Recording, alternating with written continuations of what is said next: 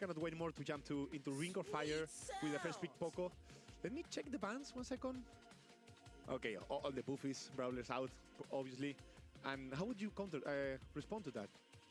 Well, with things gone, I feel like the mid choices get a little more peculiar. We saw this interaction on the previous draft too, but now Lu becomes more of a factor as well, I think, because you can't really go Lu into Poco. So I wonder if this is a setup for later on that gives KDS the flexible choice of going with that brawler. Yeah, normally you could... Alrighty, good afternoon, ladies and gentlemen, boys and girls. My name is Og. It is Sunday, February 22nd, 4:38 p.m. I don't know how the sound is, so you guys are going to have to help me out here. What's good, Muhammad? What's good, Mr. Newbie? Hi, Aussie. Hello, sir. Welcome in, welcome in. Salam, guys. What's good, Banana? Yo, yo, yo, yo, yo. Let me know how my voice is against the commentation. So I know, like, do I need to pull my voice up? Do I need to pull the sound down? Do I need to do what? You know what I'm saying? Boppity boop bop bop. Connect TikTok. Connect our TikTok. So I think you have to be cautious still. There we go. I think that's why we see brawlers like Pam still show up on this map. It's not always the most. All right, cool. So we good. You need to give Panda a brawl pass. Do I? Your voice should be louder than the casters. Yeah, I don't. I know. I have to check my other phone, man. Turn down the game volume. The casters. And especially you put the super on top and you just get a lot of time, right? We have so many How about there? Is that a little bit better? Here, let me open YouTube on my other phone. I'll check it out too. I'll check it out too. I mean, what kinds of brawlers, even if you don't have a specific one in mind, what mold are they looking for? Obviously, the Mina came through, but what was the logic behind that? All right, let's see. I gotta talk. I gotta yap. Oh, this Pam is crazy matchups. Where's Pierce? Or you can have more aggro against and just make the Cassie PC. So we're going to be looking for that Mina matchup throughout this. The Poco Lu combo is fierce. Obviously, Lu with the freeze, very effective at dealing with that hot zone. The super will be able to circle around it, give your team a little more percentage points. It's not always about the kills in this game mode. It's all about building up those valuable percentage points. KDS, 1-0 lead. The timed veterans taking on... Let's see. Substitute, they've definitely got an uphill battle, but they had a great performance in that set one. Yeah, I mean, we're going to see something really similar from both sides, right? We have one aggro, and then we have another 2v2. So the 2v2 need to fight the 2v2 while you are dealing with the aggro, right? Yeah, I'm turning that up a little bit. 2v2 and 1v1 in one lane. We're going to see that 2v2 with the commentation volume. Trying to do so much travel as possible. And probably Mina and Kathy are not going to fight too much against each other. All of RLM is in the middle of the map right now. You can see it there. Patchy's low HP, likely a goner, even if he survives. Poco is not somebody... Look at their Wi-Fi, bro. Look at their connection. Their connection is booty cheeks. A lot of the times on this map, we'll see a couple brawlers engage in the middle side of the map, and then depending on their assassins, in this case, Kaze, Mina, won't always just go up the middle. They're going to be trying to flank, and the ultimate goal of this map is you can get into that enemy side grass and just distract the enemy. Yeah, I mean, they have to. I think they have to be honest. Good lord. Bro, stay. The Russians are hacking. Nah, it's because they're all playing from different parts of the country, you know what I'm saying? It's like when I play with Cow, I just start lagging everywhere. This California connection is too much. This West Coast connection, I don't know where they get it from. The latency is too much. Starting up the middle of the map, looking to try and build a little space so Bobby can more play that. No, I do think that is the reason. When they're playing the actual finals, is it that bad? Like when they're all in the same room on stage, does it ever lag? Sands having a hard time. Multiple brawlers. Crow diving in very aggressively. Will get up in Patchy's grill, but won't be able to get a take. Kaze's holding it down right there. David, but a nice rotated super. Sands with daggers. David is nice. Kaze survives with 8 health. That's nuts. That's the worst, bro. They took it. Wowie. Wowie. Hopefully this makes us better at the game, you know what I'm saying? Sometimes you need to go for the point, sometimes you need to side for percentage in this case, and this is what they do, and they get time enough so I know nobody. I don't know what's happening here. I'm learning who these people are. I'm learning who these teams are. I'm learning how they match up and play and draft on these maps. This is all new to me, which is good. This is good. This is good. Going down, but Patchy is A-OK right now, has a super in the back pocket, uses it, preserves KDS's life, and now they're still harboring the middle. Yeah, Mina's making a bit more. This will make us champions, Zog? I think so, yeah. It's going to make us much better. More time on the enemy side.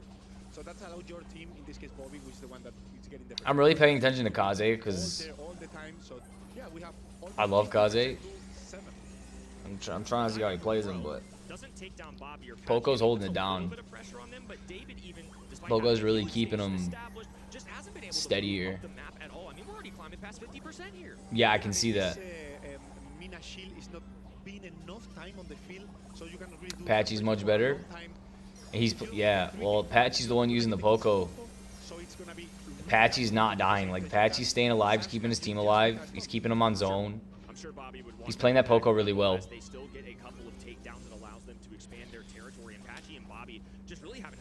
Yeah, Poco got my attention.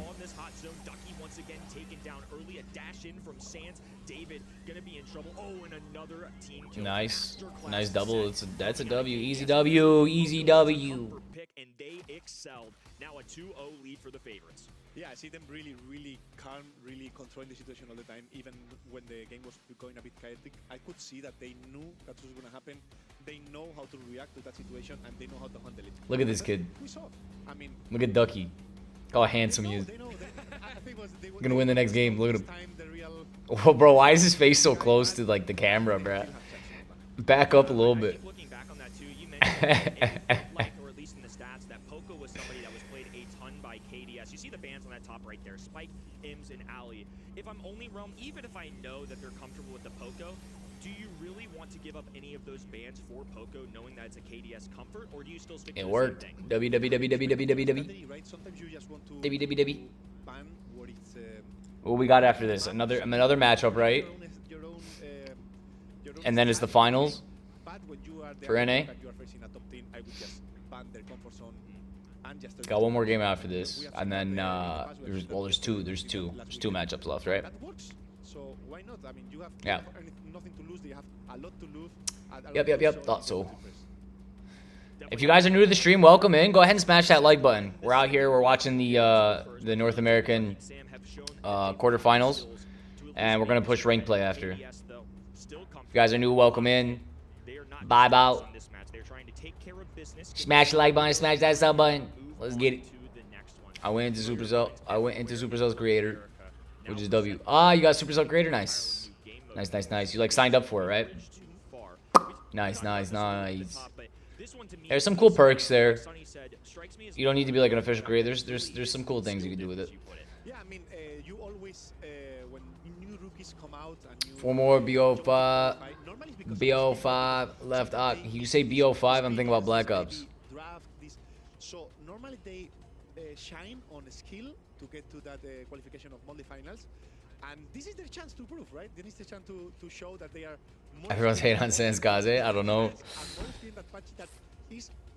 Also, he was playing it well. I mean, especially he was playing it well. Real in the career, it'd be really nice to have some skill dips on the players of calibers like Patchy, Sans. Wow, esports, yeah, straight up. I never do this. Would go quite well for these guys. On Bridge Too Far, especially. You're not gonna have enough time to watch all of this. Why?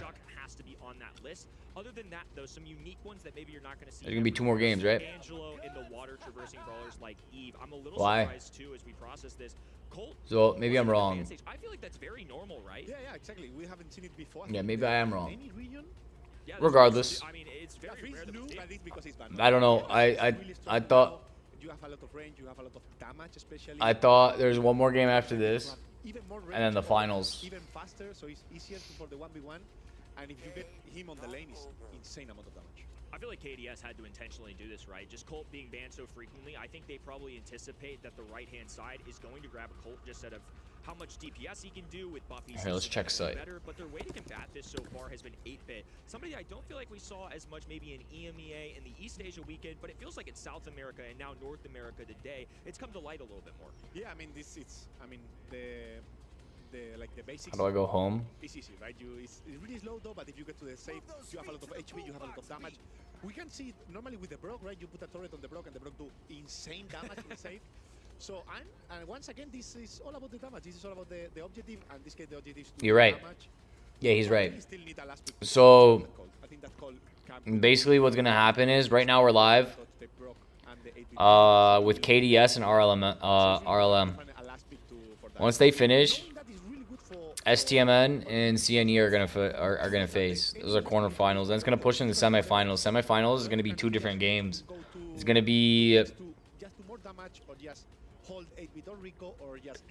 yeah, 2 games and then the finals. So yeah, we got once we finish this, we got 1, 2, 3, 4 games. Independent matchups is kind of what I think you're getting at. Or if they just want to overwhelm them with damage, they can go that direction as well. So Nani, a sharpshooter that Yep. sharpshooters, will be a great lane matchup into Brock if they choose that. Obviously, they get one more selection here. Now, depending on what this is, of course, what are you looking for? What are the kinds of brawlers on this map? 4 games after this. Eve, I like the little animation when you pick a brawler. It should do that in real life. I mean, in the actual game. Like when I pick Eve, that should pop up for like a split second.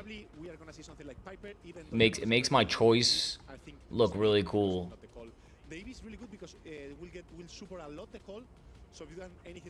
Who would you go last pick? What's the map? Bridge too far? Lola's a really good pick. Now you said yesterday, I believe we should be looking out for this brawler. I know in EMEA scrims it showed up just a little bit here and there. Why is it Angelo's banned. I was gonna say Angelo, but yeah, probably like a mid-range map controller. I think Lola's a really good pick. Really good pick. Amber is good, yeah.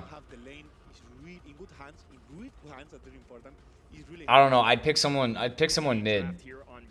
Carl, Amber. Gale isn't really strong. He might be a little annoying here against them. But Gale's gonna be hard to tap. Lola can split into 2 lanes. That's where like she's really good here. And going a close range brawler, I don't know if it would work. Like if they went like Lily or Kaze. But I wasn't paying attention to the band, so. There goes the Wi-Fi. Look at Brock's rug. We get to watch Sands. This boy in the corner, look at them. Look at Ducky inside these eating the camera.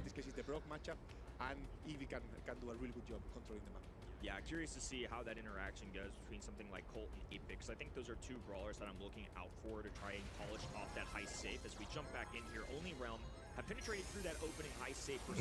I don't know which one's which. Sands is in the back. I'm being educated. He's going to pop it right in the middle of the map. Is he having that TP gadget that we're used to seeing on the heist? He's going to wind this up looking for contact, and I think now just going to teleport. Bobby. Get that kill. 4,800 shots are clear to rain down. He's the guy in the front. Sands is the guy in the back. Okie dokie, okie dokie. Sands looks serious, bro. He looks way too serious back there. Look at him. Why'd Bobby had to put him in the back like that?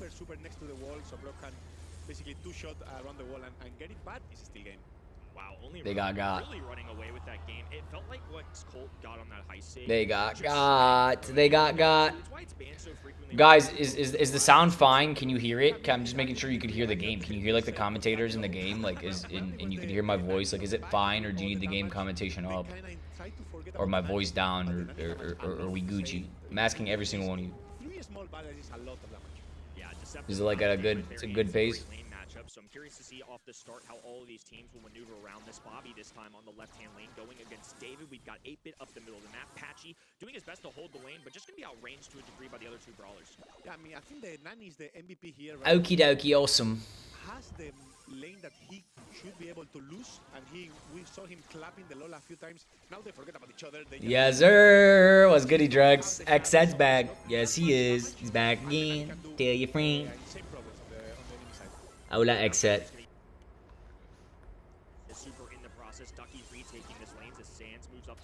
Yeah, I'm watching these guys who don't know what grass is play Brawl Stars, so I can play Brawl Stars better. Because I'm sick of legendary rank. moving down this left-hand lane. David gonna get all established in the grass. And Kyle told me if I watch this that I'll become 10 times better. I'll become like a pro rank player. So here I am. So a good job. He's winning all the time the enemy lanes. And we just saw he also when the teammates died, he can cover really good.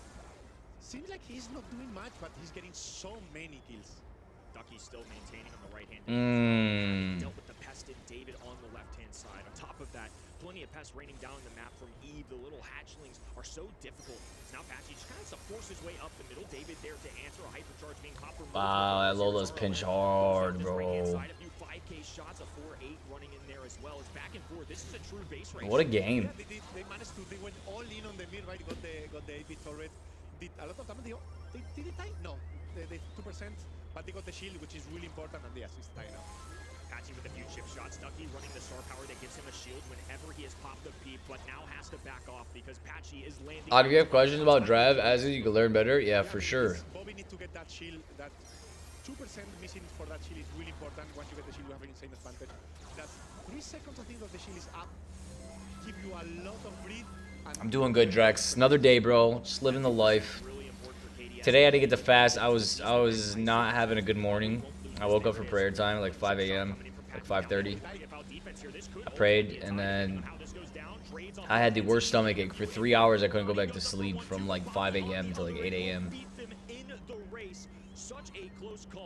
Very bad stomach ache. To keep doing damage was game changer here. Brock knew it. He just gadget up. I slept it off. I tried recovering a bit. Now we're watching this. We're vibing. You gotta do some quick math on heist. It's in those final moments. We watching and we vibing. Chaotic agents everywhere, and Bobby just slips through, walks up the middle of the map, and knows he has it. They had that 2% buff. They could get through that final 25% a little bit faster. Keep in mind that heist safe has a reload feature, if you will. It has a shield that goes up, so you can't just do 100% like the good old days. KDS having that advantage just sent Bobby up, and they could win the race with those final few seconds. Yeah, they are putting a bit more pressure this time to get the cold on the save. We couldn't see the cold doing free damage because KDS is putting a lot of effort to avoid that. And now they decide to concede a bit of damage on the mid, on the bit to take on the save. So Eevee completely forget about the mid and try to get the call on the damage. Yeah, and a reminder too, this is just a spectating issue. Dang. Undergoing the same thing that we are, trying to make sure that we keep up as best as possible. So bear with What's up, us. Zerx? Now, though, How you doing, bro? Welcome in, welcome in. Certainly expected. To me, my guess for this match was going to be a 3-0. I watched my team win the whole thing. I believe it. Set has been very back Let me see what my votes were. The RLM lost. Who did I vote to win this? I voted KDS to win this. Considering this roster's kind of been thrown together at the last second. Yeah, I mean, for me, the draft in this last... I voted Tribe to win the whole thing. Only realms, that call is really strong, but even with that, they are not winning easily, so we can see that probably KDS today is... I don't know who any of these teams are other than like Tribe, STMN. I've seen them. Raining down bullets, and it's enough to get them so close. That 1% could make a difference, though. They need to get Eve on the other Yeah, I don't know who anyone else is. Really feeling the pressure from a double lane on that right-hand side. Eve there to clean up. David up in the face becomes a shot. Lot of damage all coming out. Yeah, we see a hypercharge pop from David, and he's going to make some good contact with the stave, but not as much as I was anticipating. Yeah, the sun delete him. He just hit all of the bullets on his face, and he was complete. And now David getting revenge. Now he's coming to do damage. Lol is rotating now to try to stop that aggression. Meanwhile, Nani What? doesn't really know where to go. He has the super, he can TP up. I don't know if he has the gadget ready. They get the kill on Bobby with the whole gadget and super and hypercharge ready. Harvey, what's good, my boy? So, You can, yeah. Did you request to join the club? Did you send a request?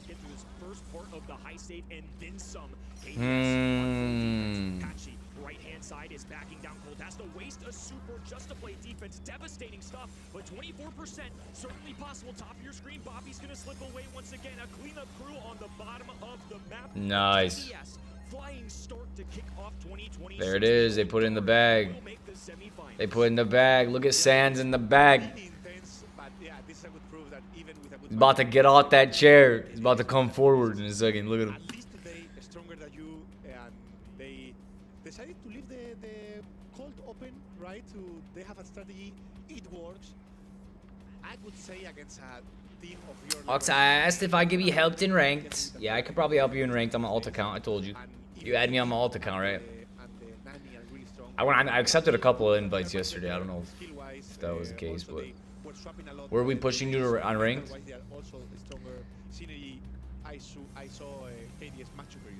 Cheers is way too good, bro. His hypercharge, we're all cooked. He does look really good. Yeah, he does look insanely good. I'm not gonna lie. Will be sent back a top 8 finish, super respectful to KDS. Bro, I'll buy Kyle a doctor. Kyle needs more than a doctor. He needs a psychiatrist, he needs a therapist, he needs a doctor. He needs a lot of things, I'm gonna be honest with you. Having a bracket that is seemingly easier again. Nice, let's look at my reward track. Cool, we got all of them right, so we got 4 star drops so far. What are they gonna do? They're gonna give me that icon. They're gonna give me 2 more star drops. They're gonna give me a pin, a chaos drop, and another icon.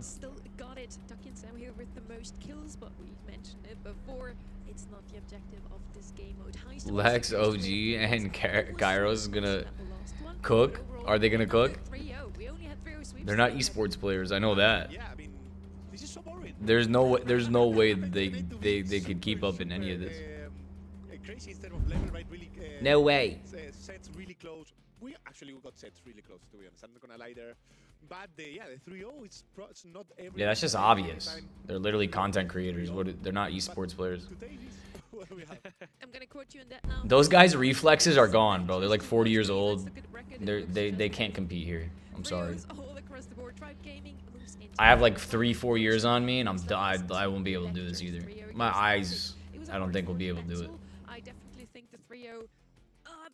Like there's a difference, bro. Like when you're like between the ages of like 18, 25, your reflexes are on 10. Like your reflexes are crazy. Yeah, everyone you just named is like an old man. They don't got no reflexes left. Like they can play the game good, but they're not gonna win no world championships. But at the end on Worlds, I think they found the strategy, they found the key. Roledo joined the team with the draft, and I think I see double now. Sorry. He stole my idea, man. Stop copying me. I'm the new guy. I'm so sorry. Whatever. I am in my peak form. I'm not 40 years old. Ready? Yep. Are you ready for the next match? Yes, I am. I want to see what STMN's made of. I'm also excited to see what Crow's Nest Esports Like my reflexes, my body, my everything's in. It's still in prime. Once I hit like 33, it's over, my boys. It's like 33 is peak, and then from like 33 to 40, it's over. I'm gonna start. That's it. I'm going back to the state of Brawl Stars I was in like a year ago. Does Kyle have the files? Kyle has a lot of things. He has a couple sicknesses, mental illnesses. I don't know about the files though. I don't know if he has the files. Yeah, I think that's the last weeks before Worlds changed a lot on them. They found I believe they found the strategy. Do you see their jerseys? Kyle just ordered one. Kyle just ordered one of these jerseys. He can't wait till it comes. He's gonna put it on. He's gonna wear it every day in my stream. I was saying Roledo as a new drafter. I want to believe that they learn from that. They study what they did wrong and what they did good. It was a lot of things, and they're gonna be able to apply for this season. And I believe that we're not gonna see a completely different stamina this year. They finished 4th in an A overall. Never really beat Tribe or Elevate last year, the giants of 2025 in this region. Now in the World Finals, as just mentioned, they What's a taco eater? Some huge teams like Sata Division. What was the difference between season versus World Finals? What was the difference between how come she can use the accent, but when I use the accent, it's a problem? You're like, stop using the accent. But this girl can use the fancy accent. When she uses the fancy accent, it sounds nice. Why? Because she's a commentator. When I'm commentating in the fancy accent, it's a problem. It's a problem. On an ordinary day where they were properly respected. I think Crow's Nest Esports are going to give these guys the respect that they deserve. You know, STMN came in looking fairly strong in the qualifiers, and Crow's Nest Esports... Shut up, Kyle. Stop being a hater, Kyle. Why is Kyle such a hater? He's always hating on me. Kyle hates me. Kyle used to like me, and then he found Noob, and then he traded me for Noob, and now he just comes here for Noob. And I'm just like a sloppy second. I don't know how else to say it. But he's a sicko. He traded me. Abdul Mateen! Assalamu alaikum, Habibi. What's goody? Ramadan Mubarak. How you doing, bro? It's good. By the way, I'm back. I was texting. I'm a girl. Drex is a girl, guys. I didn't say I'm a girl, Ak. I said I was texting my girl. My bad. We also saw Fade completely withdraw My bad, Rex. My bad. He's split off. He's formed this very new roster, but between him and Zealand, he's the only one that's made a monthly final. Noob is my cortisone? Are you talking about? Okay, what does that even mean? You're going to be able to, I guess, Does he spike your cortisone levels? Is that what you're saying? Well, that is definitely the goal. We're gonna start small though, because obviously, as a new team, we have to figure out our synergy, our communication. I'm definitely probably not gonna look it up. I'm probably gonna get flagged by like the CIA, get deported. Even though I'm an American citizen, they're gonna deport me back to like some foreign country. I don't got time for this. Kyle's trying to get me banned.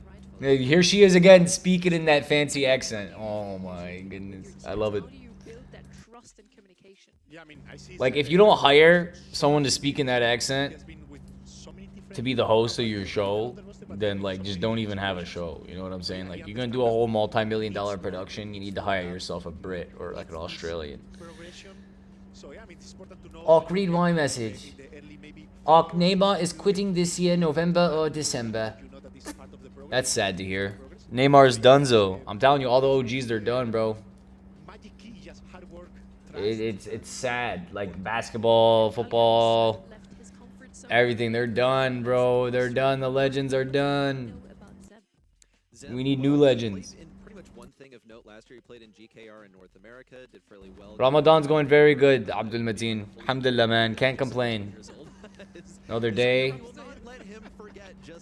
It's been pretty easy. God making my fast easy. Eating well. Today was a little weird in the morning. I woke up, I didn't feel too well. I ate before prayer and it did not digest well. Well, other than that, everything's been going good, brother. Alhamdulillah, alhamdulillah. This new gen is not close to being legend. No, none of them are close to being legends. They play video games. They don't play football. Yeah, football, definitely not football anymore. I'd agree. I think everything is going to just be completely changed. Human interaction's just like dead. You're not gonna produce like magnificent football players and basketball players and just sports players in general, like athletes in general, with the way that the world is today. 99% of people are locked onto their devices. Mbappe's the only one left. Yeah, no, Mbappe's crazy. But bear with me here. Ali and Mortis both really important on diving those backlines. Now they've been banned out. I think that this is a pretty confident Pierce pick. Yeah, there we go. First selection there for Stamina. I mean, it's a good one. Obviously, it's standard. You are ready for whatever. My favorite footballer of all time is Zlatan Ibrahimovic. I freaking love that guy, bro. Zlatan Ibrahimovic. Yeah, that guy's power player. So I would expect in the opposite side to play maybe Alu. Okay, and the Mina obviously, right? Mina. They need something in the mid that can stand by himself now to be ready against. Mbappe is a new gen. Yep. 1v1, maybe Pam. We can see another Pam again. We can see maybe yes, Poco is banned, so you cannot really go. This Draco comes. At least you go with a gray TP. So there is too many options actually right now. Yeah, Zlatan's done now, but I mean, bro, the way he put the ball in the net was crazy. Guy would half field shots. He would do things with his legs that I'd never seen other people do. That guy was a beast. He's very powerful. What do you have not seen what ML does on the pitch? Peps. Pepe. Pepe.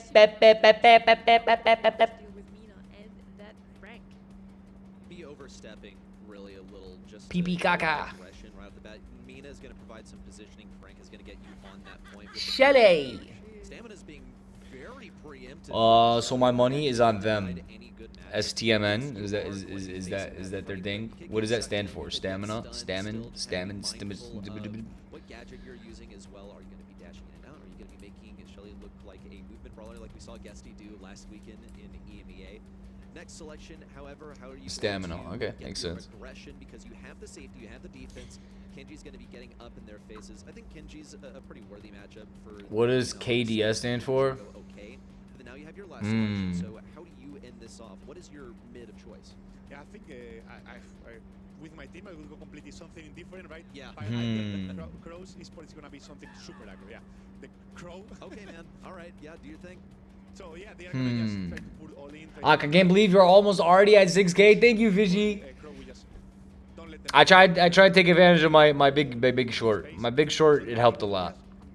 My singing short. 2v2 on the mid and then some aggro. Yeah, 5K was last week. Yep. We're moving it, baby. My singing short did well. I tried to adjust my content back to the way I was doing it like a month ago. Really trying to put in like quality in like the gameplay edits. Make sure like I'm posting higher quality gameplay, and kind of keep that consistency.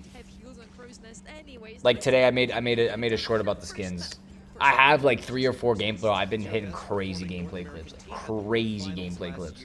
Versus one of the best performing players in North American history, surrounded by 2 new players. Just got to try something. All right, they're in it to win it.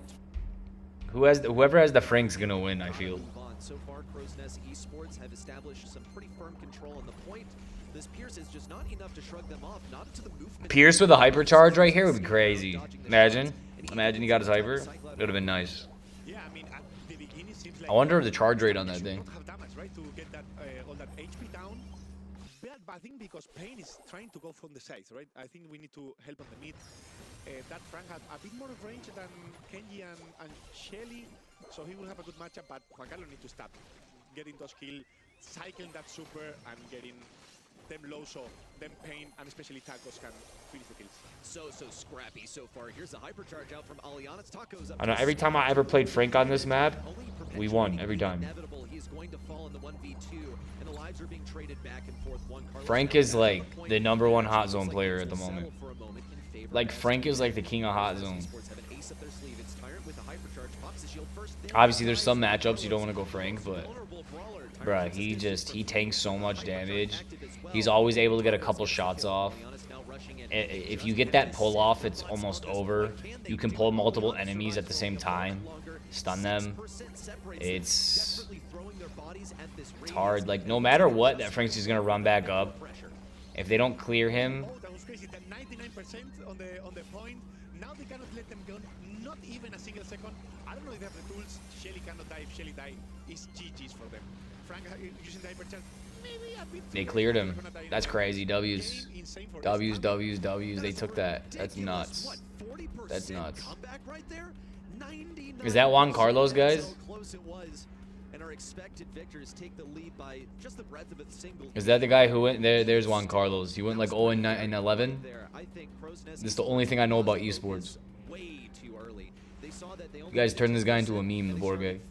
Going 1-by-1 staggered respawns never is going to work. They need some better team comps. Yeah, but it's true that. Yeah, he's the legendary kid. Good matchup if they face 1v1. So if they manage to boost them back, so Juan Carlos in the back, just helping with the shot getting percentage, they will not let the other 2 come back, right? So if they do a team kill, that's pretty much what we saw right now. That in the previous game happened really late. They can get a lot of percentage back. Is he also known for something else? Kyle always knows the weird stuff. He's always paying attention to all this weird stuff. But we can't talk about it because kids.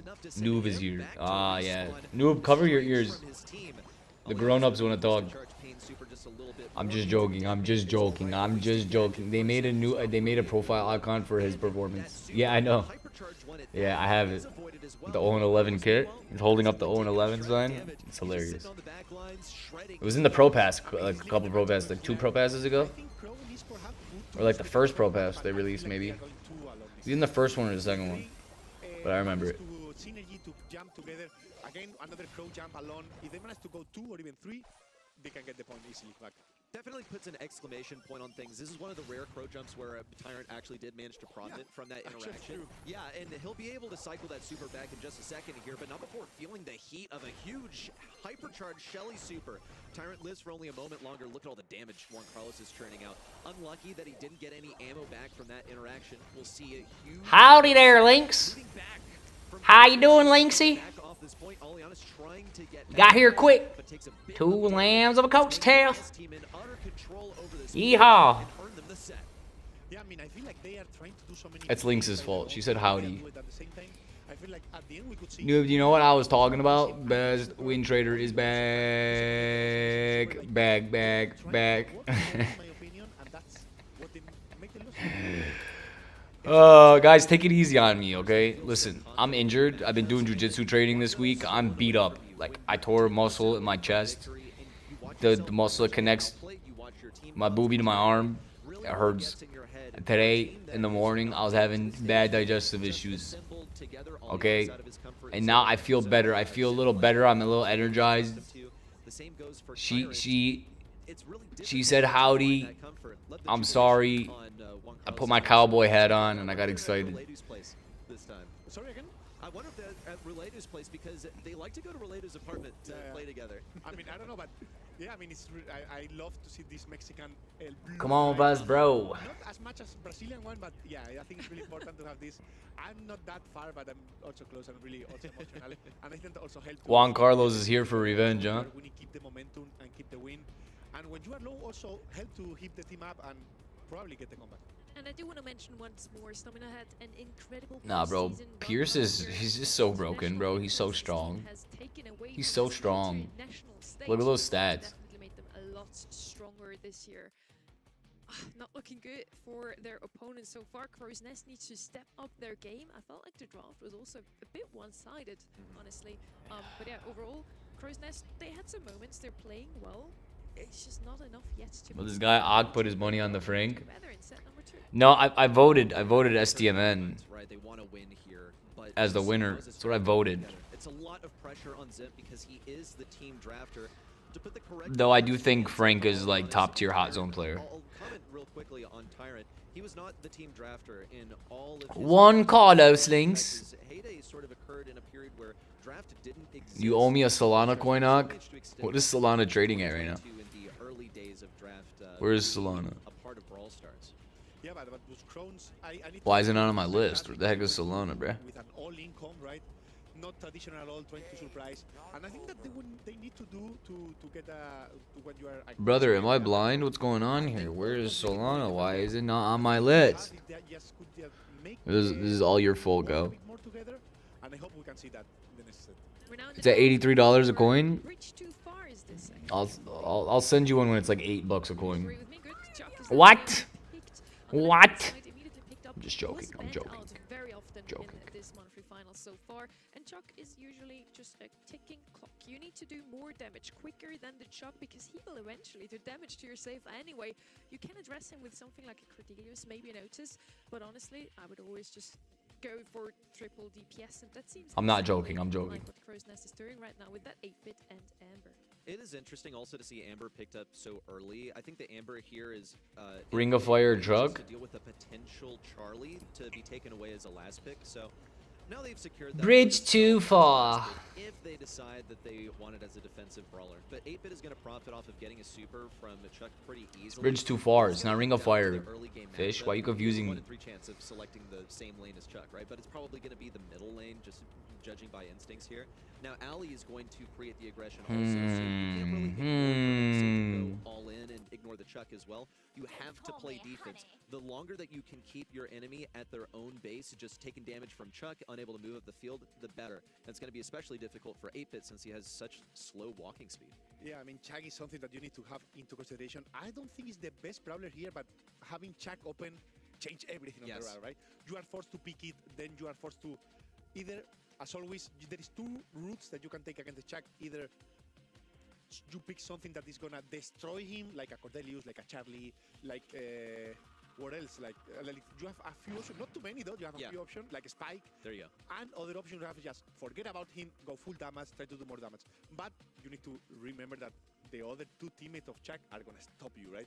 You don't care about doing damage anymore. You see the B, you see the Ali. They are not gonna go in the save at all. They are gonna try to kill that Amber and especially that 8-bit.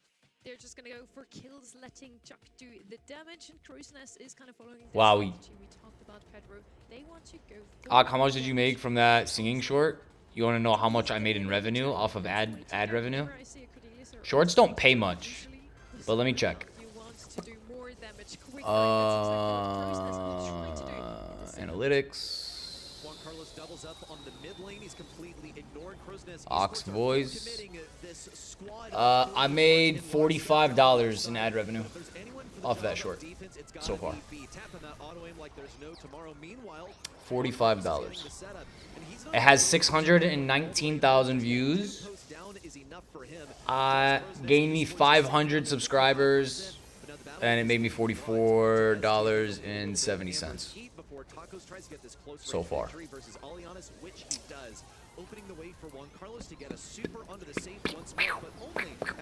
Big W's. It is big W's. What's good, Connor? How you doing, bro? I also don't mind like sharing my analytics with you guys because like I know some of you guys post and you guys want to know like how YouTube pays. So, want me to donate? I appreciate you, Connor. You don't have to, bro. But anyone who wants to go ahead and support the channel, it's big ups to you, bro. It's big W's. Dropping bombs in the chat is always a exciting time. But I don't request donations. I find it a little weird. I don't know why. A lot of streamers they do things kind of just like pull donos out of people, but I take them. I accept them. But just if you want to support the channel. BWs. By the way, what should be the brawler I must max out? That's a good question. I would max out like your meta brawlers at the moment. Like all your buffy brawlers are really good to max out if you don't have them maxed out. And then like brawlers like Kaze, Chuck. You want like one really good sniper, one really good tank, you want like meta brawlers in each class. It's gonna depend. I always suggest Squeak. Squeak's one of my favorites. To max out, he's always all around good.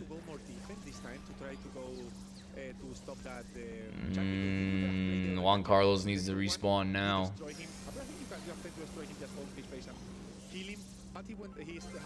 Aggies, you should start asking for money to add. No, I'm not gonna charge people to add me.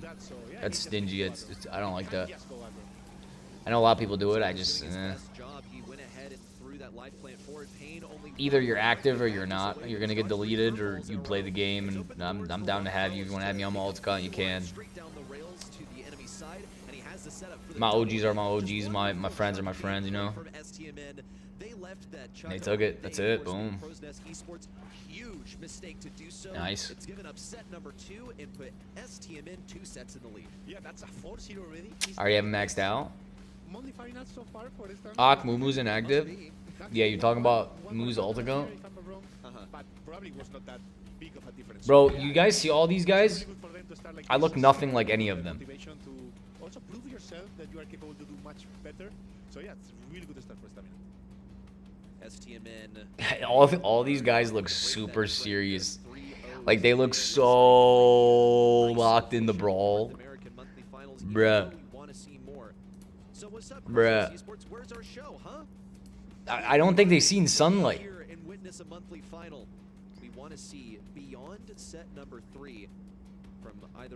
Like, what's his name? Right here. He needs a haircut. Him. Tempt, he needs a haircut. Now. Have just looked unstoppable. However, Crowsnest Esports with these drafts just have not been on point. They left that Chuck wide open, and look at the amount of damage it did to the safe. Just seriously, the defense and also the offense, bringing the battle to the enemy side from Tacos over here. You look like Meeman? Who's Meeman, bro? You guys be naming. Honestly, I blinked and I missed it. 10 kills in total for Tacos. Also, honestly, a shame from the production. Yesterday we had some Doritos here. Meeman time is an NMDA receptor analyst who used to treat moderate to severe Alzheimer's disease by regulating glutamate active to improve cognitive and daily function. This is shaping up to be yet another 3-0 coming out of NA. So far, not a lot of from those teams. I'm assuming Meeman is a player, right? He's a streamer. I looked up Meeman and I got some Juan Carlos. I'm not gonna forgive anything to him this year. So I Medical want him to definition. become the beast that he can become, but he's still not at his peak. Right. We can see some mistakes. So It's just his quality, this camera. Even do, they can stop them even harder. I have to wonder if it's a mindset impacting them, as it's entirely possible that they know that they're supposed to win this, so they're kind of saving their energy for later, especially when they watch themselves win 4 games in a row. They're well on the path to a Switch the vid, not short. Nice, Connor. Yeah, I have 2 streams running. I have one short stream, and the other one's a horizontal stream. It's a little bigger. You can see the chat through all of my streams, my TikTok, my YouTube Shorts, and my YouTube. Akis Dobar, Search Meeman, Liquid Better teams and stronger Liquidipedia. Gen Grab shine even more Okay. because it's a game mode that we have played from the past. Meeman, Lego, liquid soap. Yeah, I mean, I think in maps like Gems is harder to surprise a bigger one. That's what liquid cleanser, liquid detergent, liquid glass, liquid talc, liquidity pool, liquid multivitamins, liquid vitamins, liquid soap. Those are my suggestions on Google. Underdog matchup, you have to deprive your opponent of all of the good stuff. Play it safe on the draft, but it still leaves Spike open as a first selection.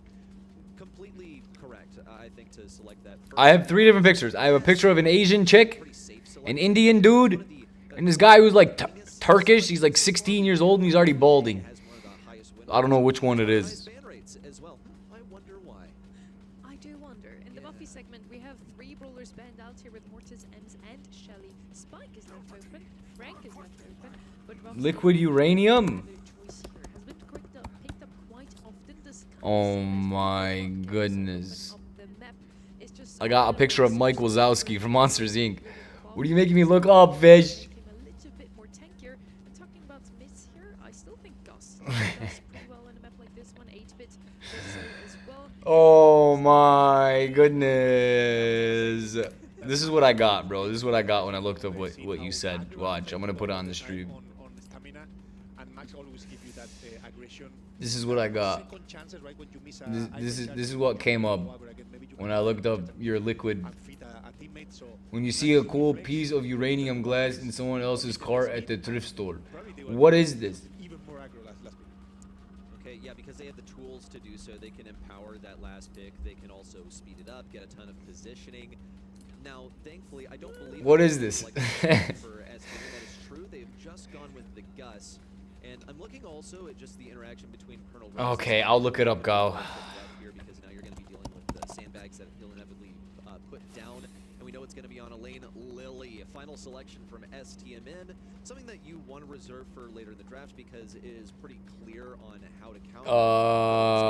I got quotation. That's what came up, quotation. It's telling me that a quotation is a phrase or short piece of writing taken from a long work of literature, poetry, or etc. Let's try this one more time. Let's retype this in one more time. How do you spell this? Chord. Isan. And can be a problem for Spike Lane. What do you think of Trump? Could work out super well as well. They're actually not going to go with either of our suggestions. A high status, often educated and independent mistress or companion, primarily in European Renaissance of the 19th century society, who served a wealthy, powerful, and noble men in exchange for luxurious protection and status. Sounds like a wife. Unlike common prostitutes, they were selective, often highly cultured, and operated in the demi-monde fringe of high society. I just can't say much That's crazy. is inspired in me by this draft from Crow's Nest. So what's the difference between that and a wife? It says a high status, educated, independent mistress. Okay, let's just change the word mistress with woman. Primarily, okay, who served wealthy, powerful, and noble men in exchange for luxuries, protection, and status. I mean, isn't that what marriage is? Don't women, like, don't we get married for stuff like that? I understand the difference between marriage and that. But yeah, I mean, it looks like most of the chicks nowadays, at least in like Western society, that's what they do. They have fun in high school and college, and they look to settle down with some rich dude in their late 20s after they've been used. And then Yeah, that's what they're looking for. Provision, protection, money. Oh my goodness. Yeah, well, that's what happens when you Lily Super Atara. You're going to get shredded at point blank, and Tara's ready for the double kill. Well, here it comes. Obviously different than like a traditional wife. But like a 2026 wife in the Western world, I don't see the difference. And they can't slow down this push. 10 seconds to go. Payne has the super. He's got to move forward now. Got to chuck it over towards Zip. Cut them off on the right side. Is that what you're saying noob is, Kyle? You're saying that's what noob is? That's crazy. I think that bait on the Tara super was played really well. Why does Kyle know these vocabulary words? Trigger happy on that. They could have slowed that down a lot. Did Kyle live in the 19th century of Rome? Kyle, they would have sacrificed you to like Zeus or something back then if you were around. You're too dark skinned for them. They would have hung you by your toes and sacrificed you to the god of Wawawi. Juan Carlos was getting a bit too big for his bridges on that Gus. Guys out here using their terminology. They've just dropped their first one. Crow's Nest Esports have the speed, they have the aggression to get into position, but they need this Tara to execute. Oh, noob got you watching those perverted animes, huh? Player on their team, Tyrant, is entrusted with that role and is going to be receiving the speed as well. It's one kill onto Payne, but it doesn't quite open the doors for Tyrant to go for it. He knows that he has to pick up these gems, though. Yeah, they'll teach you a lot. They'll teach you more than you need to know. At least. Now, the Shadow Realm from Tacos, he'll appear on the left side. Zip just takes a lucky guess and gets the kill. Yeah, I think it's much easier to play the stamina comp, right? Much more classic. Everyone knows that just lanes, normal lanes. That you have that Lily going over. Do you think they're gonna take this round? But we can see They should 3-0 them. This comp is really dangerous when you come to the aggression, right? When you are able to hit two. This is what they should do. And you are able to have that Tara super, you can completely turn around the game. Once again, Tyrant just annihilates. Juan Carlos with the 10 gems. Nonetheless, the pressure has been enough to keep Crow's Nest Esports from escaping their spawn. It's like I say, constantly. Wasn't you God's player in Brawl Stars at Zolo Showdown with Surge? Got player in Brawl Stars at Solo Showdown with Surge. What are you talking about? Can you rephrase that, David? One game is all that separates them from going to set 4. Yeah, I mean, Tyrant with the Tara is doing a really good job killing In English. Lily over and over, but it doesn't matter, right? Nowadays, it's everything for the pressure. Lily, if it comes, I may put the Tara low enough so he can heal up or even kill him. It's really good for the stamina. Down by the bay where the watermelons grow, back to my home, I dare not go. It's something that Tyrant actually really succeeded at in game number 1, where he sat up so high that S team kind of felt like they were trapped in spawn. They baited the super. It's whatever. It was a win for Crow's Nest Esports in the end. Look at Tacos poking down Crow. Oh my goodness! Tacos! That was filthy right there. Picking up the double kill and sitting in the bushes on the right side. Juan Carlos and Payne still remain alive on the left side. Is this spawn trap happening once again? It doesn't look like Payne has the super to make that happen, but at this point, anything could happen. Yeah, I mean, they have no idea where Tacos is. Tacos right now is hiding in that bush. Okay, he was found. He got found. Yeah, he got, but he's gonna. I'm getting framed. Are you? It's Cow. He's always framing you. That's what he does. He doesn't know how to take accountability. I'm telling you, bro. Cow reminds me of a female. He doesn't take accountability. He's always blaming someone else. Noob, it's noob. Oh no, it's noob. It's just newbie, noob. That's what he says every time, bro. I don't get it. I don't understand it. It's noob, it's noob, it's noob. Victim mentality, bro. Victim mentality. I think Cow might be a chosen person. He said it multiple times before. Victim mentality, man. Countdown interruption. Juan Carlos doesn't really have the positioning to make a solo play, but he does have the hypercharged super. Might just pop it onto Tacos once he has a super ready to move. Yeah, I mean, Crow's team is able to get enough gens to put this game a bit longer, but I think at some point, yeah, the gem is going to spawn on the bottom. Lily will push at the same time, and they just get the gem. Tacos has to run away, however. That's one more kill on the Crow's Nest Esports. Make it to Tacos. Cal, look, my team's going to win.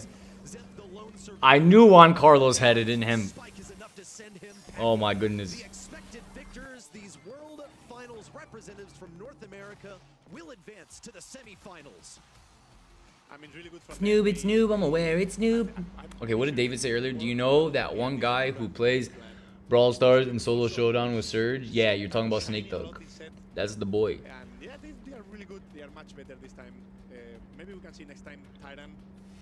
I think his team have a lot of potential. Snake Thug's the man. Yes, he can. Snake Thug's the man. Touch base with Kyron earlier. We asked him about what they're looking Gonna for catch a in the tan. season. He said we got to take things one step at a time. And it's very clear. He is retired, yeah. So all 4 of my predictions were right. It's not really a dig. It's just he's playing with a new roster after a couple of years of I think underperforming compared Maybe to I'll get them all right. desired. And not You know? the postseason last year definitely hurts. But I'll be honest, not typically making it that far into a monthly. Wow, I get my Is icon. pretty new to this. Just one match victory is what they want to start off with, but today is not their day. It was so nice to see what they had to show us. Okay, what's going on? Why are we being reincarnated? Next month, yes, again, fat GGs at this point to Crow's Nest. Reincarnation as a male? Which as the result in the end, Tacos absolutely pop off overall. More kills on the left-hand side. And the Pain taking selfies? Why? ultimately leads to a win in When I take selfies, my camera says thank you. this region. Literally, Siri pops it. She goes, thank you. We'll have to catch a train or something at least. It's an honor for my camera to snap a picture of my beautiful face. This is true. Well, okay, for a couple of us, right? Because I know you predicted Crow's Nest Esports. I know Kenny also predicted Crow's Nest Esports. Was So far, all right. did. What can I say? We're just the best. Oh, excuse me, Sonny. You also predicted. I didn't want to point it out because I feel really bad. It was a graphics mistake, and Crowsnet tweeted about it. Oh no. I still supported your team, even though my prediction. Wow, basically a blowout. Crowsnest for the win. Oh, that hurts to be exposed right now. A little turn. It would be an honor for your phone to have a selfie of me. Let's also have a look at Fish is trying to store images of me inside of his phone. For what? God knows. I trust on the boys. This is why I don't phase review. Look, there's this picture on the Brawl Stars website right here. This is me. I'm gonna show you guys. This is me. And today I really like what I saw, but it's kind of hard to predict from this point on. Before, we just went with whoever qualified for the upper bracket, and every single upper bracket team actually won. This is I don't know what this is supposed to be. I don't know what this is, or why this is on the Brawl Stars site. But this is me. This is my. This is a back POV of me, of who I am. Look, here's a close-up. It's a dominance that you come to expect from Tribe Gaming at this point. This is the second time that they've. I don't know. It's on the website. Look here. I'll take a picture of the whole screen so you see what I'm talking about. Someone who we visited previously with Tyrant unfortunately fell there in the quarterfinals, but Tribe Gaming, they'll be going head-to-head against Team Electros. We'll get to see how they perform versus LSU, You see? who seemed a This is the whole little page. underwhelming there, This is the predictions page, right? It was an efficient maneuver from Tribe Gaming. Now Who this backwards curly-haired child is, I have no clue. Fills in to the shoes of Asus, and I think it was a really good addition. Tribe Gaming looking just as dominant so far this year as they did last year. And now we also get Kenny back at the desk. Kenny, any more additions to this Tribe versus Ba ba ba ba ba. What is that? Can someone explain what that is? Does anyone know what that is? What are we looking at? I thought it was going to be a 3-2 kind of affair. Instead, it is Stamina steamrolling their opponent. Look, what kind of decoration is? I get the star drop. I get the skull. The skins for Colt again. Question mark. Hank. Also super happy to finally have another check in at the desk again. I can tell my co-casters apart. Isn't that nice? Right. We're heading into our first semi-final of the day. It's Tribe Gaming versus Team Electros. And Kenny, you and me went with Electros. Why did you go for Tribe, Ready? I feel like Tribe are already a known quantity. Okay, we know how Diego operates when he's put into a new team. We've seen them in the preseason. Tribe is a known quantity? Scrims. And Team Are Electros, they? We just haven't seen them play in really a competition of this caliber just yet. We did see them in the. Is that what they are? But Tribe Gaming, like A bunch of sickos? their opponents, and I think there's a pretty solid argument to be made for Elevate being a top tier team that. Ring. I'm opening Brawl Stars on my other phone. After the scrim results, the Mesh Torinos, we had a lot of expectations for that Team Electro's roster. And ready, you head. I'm in my girls account. With Snowy. Let's see what you guys talked about. Maria account. Were your expectations that you would come into the BSC and win your first ever match? And how Let's claim her today freebies. has winning your first match affected how you see the rest of the competition? Let's see what I pull. I mean, I knew we were good, but I don't know. Wow, she pulled. I unlocked Draco out of a legendary star drop on her It's still account. super different. Like we've never played on camera or anything, so Yeah. like we were unsure. I just pulled and was trying to Draco. stay, like, modest. Legendary star drop. So you've won match 1. So now looking ahead On to my the girls' rest of account, the day, are you Draco. feeling more confident than how you started? Definitely 100%. Yeah, 100%. Like game 1, I don't know about my teammates, but I was a little nervous. But then game 2 and game 3, it all went away, and I'm definitely excited to face. Can we see your of, please? I think that's super important to You wanna see my face? that they didn't really know how well they would perform at the monthly finals. Show my PC, please, please, please, please, please, please, please. You want to see my PC? I don't know if I have an image of it. Probably was supposed to be the closest one against Vatic. They had such a good run already in the preseason, Kenny. Yeah, I was surprised. I have to take a picture of that it. was as dominant of a showing as it was. I mean, there was a lot. I might have one, like an old image, but I'm not gonna be able to find it. I'm gonna have to scroll through like For me, Team Electro's passed the eye test. a lot. I just can't stop watching, and I'm just all around. It feels like no matter who they're playing, they're showing up. Matcherinos are one thing, but Snowy was very honest, and on his YouTube channel as well, I've been kind of observing his breakdowns of monthly qualifiers and things like that. He's embraced this. They know that they're a little nervous. They know they're newer to this, but the fact that they're already at this point, a 3-0 under their belt, I would rather pick Team Electros before the breakout than regret it later on. Tribe Gaming are great. Whoever wins this match will be my selection to win the grand finals, no matter how you spin it. I think these are the top 2 teams in NA. That's a bold statement. As we all know, draft I'm running a ranked game right now. So let's have a look at what those 2 teams picked in their quarter-final matches. Tribe Gaming with a lot of the OG comms, I'd say. I'm running a ranked Rooney. That's something we are used to. Rustic Arcade, bro. This Now, of map's course, still a weird. strong brawler, and we have RT twice. Wide open map.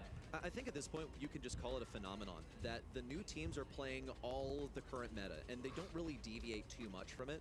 And Only the teams that clans? have been around for longer, they try to think more laterally. They could often find themselves stuck in what the old meta is. I feel like you're looking basically like a smaller or more recent set of training data for these new teams that are popping off in more recent times. And Daisy really seemed to hate Spike. Banned him up 3 times in their only 3 sets that we witnessed them today. On the other side, we have Team Electros. Kenny, how Show us do the you differ PC. from what I we've don't. seen from Tribe Gaming? You know, it's really Wow, I'm not interesting. I think responding. Tribe That's Gaming great. Are known for the strong drafts, but my theory, especially with Team Electros, is that these guys are young. But draft is all they know. They never experienced the days of Brawl Stars of Rock. I'm gonna get myself banned before I could even play. Back in the day. This is what they're used to. This is what they know. It's similar to younger kids now growing up with tablets. It just comes more naturally. These guys Like, are imagine when that. it comes to the draft. They You just know imagine, what just to play. imagine, Look just at all the imagine, just imagine. All right, triple dribble. They are using some of those newer brawlers that you mentioned, but I don't really hesitate to think that they know what they're talking about in the game. What do you mean with us old folks, by the way? Please, talk for yourself. Okay. I mean, I'm not going to expose any Peace out, fish. Love you, brother. graphic. We're all on the I hope I same wake up to see that Bobby won. We are both older than you. Bye bye, bye bye, bye bye. Until the next time, sir. So let's start with our first map of Until the next time, sir.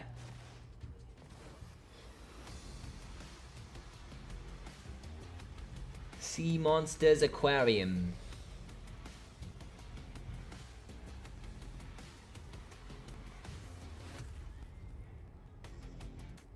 Tribe No one's Gaming responding. versus It's gonna give us heist now, noob. It's gonna give us heist. Wolfguard plus Jago Gamer that has had his breakout year last year, now also coming in with a lot of experience. Not quite made it to Worlds though.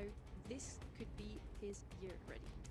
You could say though he did make it to Worlds, just was stopped at the last. They're minute. drafting just like us, so we gotta make this quick. We Now gotta he has his we gotta eyes beat on these the guys up. prize once again, but still, I think they're just taking it one step at a time. I mentioned this earlier when he was asked about what his goals are, where he sees himself. He says that he sees himself in the grand finals every. I will wake up and see Kyle, Noob, and Odd playing as a team in the championship. I wish. Comment on whether he would win it I or wish. not, which I think Kyle is and Noob used to be like my team, and then they just ditched me for each other. They fell in love. They ran off to like a private island. Now they just play with the game with ech other. They don't like me anymore.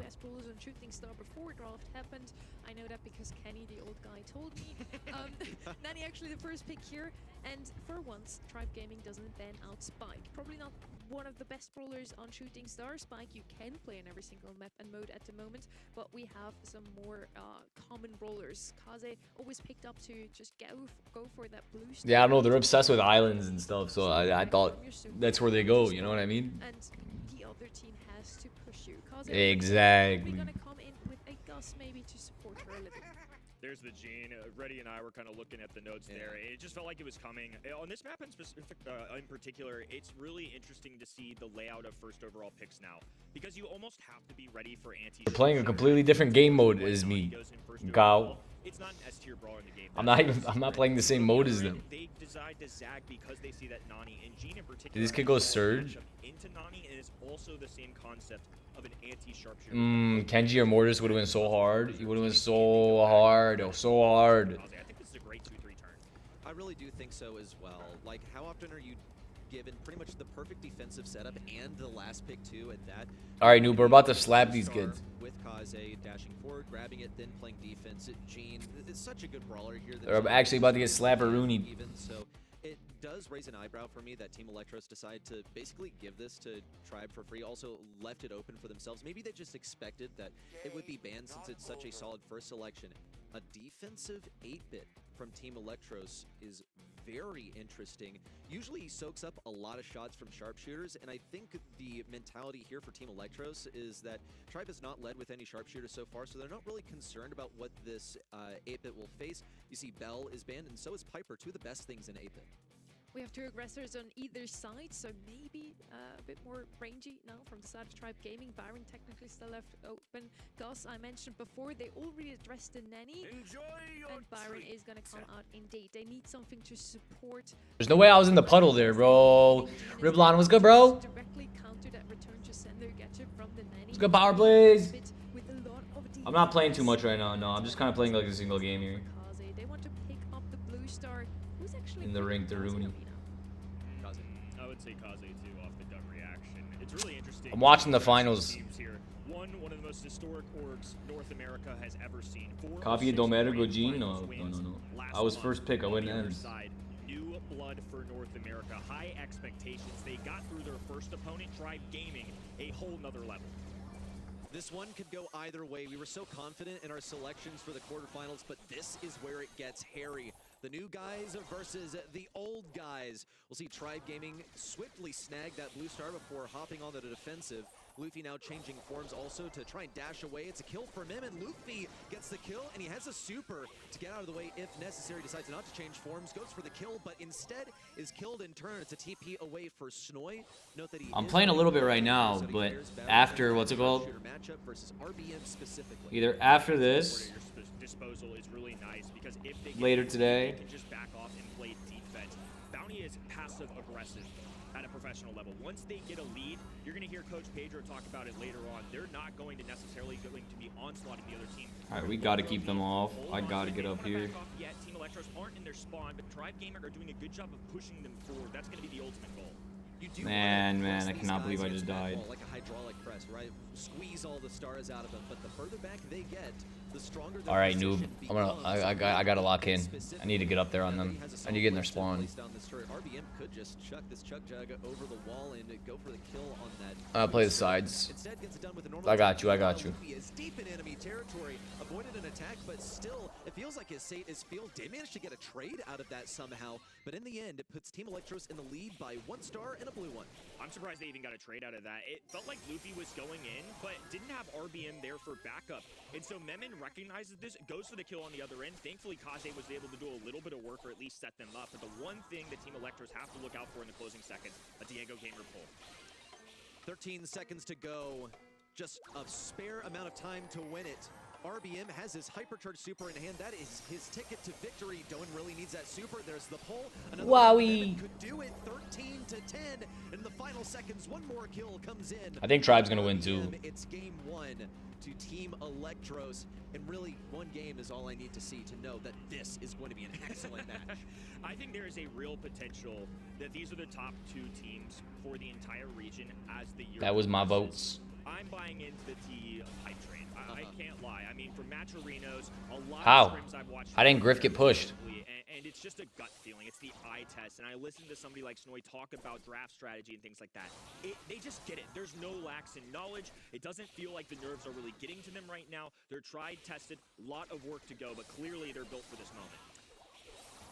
It is something that they have forged through constant competition. They just love it. They live in it. They savor the moments where you have to fight your heart out to win. And it's showing here. But Team Electros are actually at a 1-star deficit. This is the same situation as last time. You know that the Blue Star is going to head to Tribe Gaming. But for it to be handed over to Team Electros like that, the way that they play so aggressively and now elegantly fall back to defense. You see Snoy is also equipped with his super now. He'll find the ideal place to put it. Looks like the back right. Not really a bad spot either because Luffy would love to be in that position. Now it's easy for 8-Bit to teleport over there. Wowie! Team Electros head for the hills, but they don't mind bunkering down, especially with an 8-Bit turret that they're all going to be revolving around. Doan on this right-hand side has the 9, will deal some serious damage. Look at that RBM nearly evaporated with just much better, noob. All right, one more game. Let's win this quick. Did they disable spectating? Spectating from what? Brawl Stars? Can you not spectate us? Read the message in reverse. Which one? The one above? I think tomorrow. Read in reverse. I gotta go up more, David. 1 second. Middle of the game. He can avoid a gene pull. The same goes for Mem, and just not really good targets for Diego Gamer. All of a sudden, this defense has become an offense, making 1 kill for Memon, and he's looking for 2. RBM is looking a little threatening though, and with Luffy closing in from the left, it's just no good. 15 seconds to move. Team Electros with a 7-star lead. RBM's been pumping heels, and now they have to make it count. A couple taps at TP away. Memon can expand. They know they've got this in the bag if they just hold on. Return to Cinder coming out of the top-hand side. Need a pull, but it's onto the wrong object. Another benefit of running. They got. Clear out Tribe Gaming in set number 1.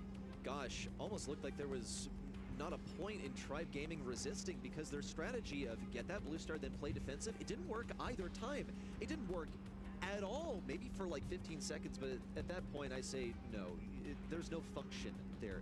Get the blue star with Kaze, run away, try and get a gene pull. When you do get a gene pull, doesn't work out because you have targets that are suboptimal to pull, and that's to be expected when genes picked up early on in the draft. It's supposed to influence the draft in a way that benefits your defensive play style, but it was completely shrugged off by Team Electros.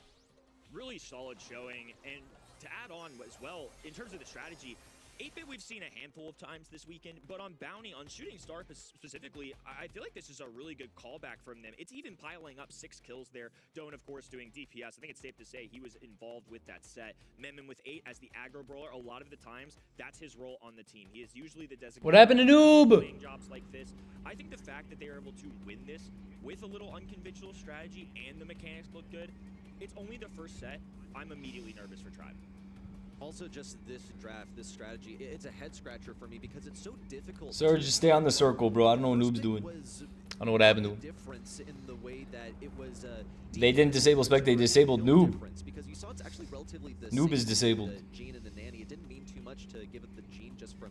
Oh my goodness. It really came down to how the rest of the draft formed around it. That's so nebulous. What happened? It's so difficult to understand, but clearly Team Electros understand this game on a different level. Perhaps, and I guess we'll. What happened to Noob? Better than Tribe. Man, that would be quite something. I mean, opening month, you could hear it in the interview as well, but he said, we knew we're good, but how good is good compared to somebody that's won 4 of 6 monthly finals last year, that has a lot of history in this region, that picks up Diego Gamer, who was a breakout. We were up 70-10. 70-10 in hot zone. And we lost because Noob just stopped playing. Oh my goodness. Look at this kid. That kid looks ready to play, bro. Are not going to go down quietly, though. They've been in this spot before. They are a team that has been pressured many a times. I know that the ceiling is very high for them, but how'd you guys lose that? What do you mean, how do we lose that? I tried to stay on. Bro. I couldn't stay on. I'm getting beat up by 3 people. And the Surge is shooting the wall. So he was irrelevant. It was a 1v3 after you left. You can hold your head up high, but for a team losing to that quality of level to not even make it to something like a day 3 has to hurt. You did, and then you stopped playing. Exclusively, does it hurt less? Okay. You could have went 16-6. Winning the World Finals last year. Mhm. But in the moment, you see a team. Yeah, but we lost because of you. Into the last chance qualifier, they made it out by the skin of their teeth, and then go So to the finals to you can take a picture of your stats and put it on the wall, Doesn't make you too, but it says feel defeat great above. about your home You know what I'm range, saying? I'll tell you from personal experience. Tribe Gaming, however, Look at these has guys tried joining on their alt to accounts. think Like that I want to play with the I want to play with the gold 2. beginning of the doubt starting to Oh my god. Wouldn't even let me? And It wouldn't even unfortunately, let seems me to have play with you. extended into this year. Is it just I'll their crash on own you now, Kyle. facing I'll crash out on two you. Electros here in the semifinals because roll the dice, it could have happened on the opposite side of the bracket. Mental hurdle they'll have to overcome, and it was enough to justify in their mind. Well, I can't play. It won't let us. It's not rude. Now as we enter double swoosh, It's very nice. Ban for me. If you don't have that first overall selection, it's gotta go. You've seen Team Electros eliminate that immediately. Their flex ones, though, are going to be Mortis and Spike. A couple brawlers showing up frequently. On the other end, if you have that first overall pick, typically you're setting to yourself up or you're removing objects in the 2-3 turn that you don't want to see your first overall pick play. He drafted the crow. To keep that last pick in consideration, what do you want to play? Well, Tribe Gaming have that first pick. They're going to be getting rid of Tara. Interestingly, they just don't want to play it. They don't want to be forced to play this as a first pick. Pretty interesting. I think Diamond won to play with Mythic. Or if we throw another game and it puts me back and Diamond 3, I think it'll let us queue. But I think you have to be at least Diamond. Absolutely insane. Was that in your notes, Kenny? Because it wasn't in mine. Nope. Once again, 8-bit last round. Kit this Noob, time, what do you want to do? You want to play or watch? I did not anticipate. Something like a Poco mid has been more traditional here. Janet, I'm curious what they've Guys, done adorable this way. skins. Look at this. Naturally doesn't show up a ton of this map. Sandy was one that I was Yeah, I know you lost 10 elo. I lost the 100. And then it grants them immediate You lost every 10. time you pop that sandstorm. It seems like that's something I know all about it. Okay, and I feel like the response to Kit, there are a few ways to do it. It's not always exactly clear. You want to have close range capabilities. Then let's watch it, brother. Have something that does a bunch of DPS in case he latches on to someone else. In a double swoosh, you do have 3 lanes to play, so there's not really a whole lot of flexibility. This is going to be a real pain for a Tribe Gaming to deal with. I don't know if they really saw this ahead of time. That's the Doug. A Duggaroony. That is the Let me check my other account. jumps on you. Guess what? You got some extra While they're muscle to put on that drafting. next attack. I'm close to I think it does unlocking what? Does it Kit. do like 5,000 damage? It's something absurd for Doug. You can also toss the hot dog to someone who gets jumped by the Kit too. So this is interesting that they go this early on, because I think if you're the left-hand side and you're looking at this, 85 out of 99 brawlers. Okay. Chester would be a unique one if you just wanted to shut down the Kit. Kit's mainly going to be here, I'm guessing, because of the invisible. I heard Ziggy is getting a buff. Did Ziggy get a buff yet? Now that they picked Doug, though, like you alluded to, You gotta go with start time. 13 minutes. All right, nice. Yeah, it's about that time for me too. I got like a half hour until it starts. But also can roll at an enemy too if he needs to get a takeaway. This is insanely unorthodox for a team like Tribe Gaming that have been around for a long time. That are. Let's hope Tribe loses. Okay. I hope they lose. Even though I voted for them. Like something standard is totally possible and even recommended here. Shelly could, be incredible against both Doug and against Daryl. You would be opening up the map and maybe hurting your teammates just a little bit, but my alt account is ranked higher than Moo's alt account. Why? Banana hit 60K today. Let's go, Stinky Banana. Let's go. Let's go. Let's go. Let's go. Let's go. W's. Well, actually, could play mid here. Honestly, with a Doug in the mix, www. It's just unique. I mean, if TE win this set, it will be the ultimate flex. They picked My second mini's higher than Kyle. Like 3 accounts higher than Kyle. They didn't even try to hide it. They telegraphed it. They told Am I excited for the new MM change? What's MM?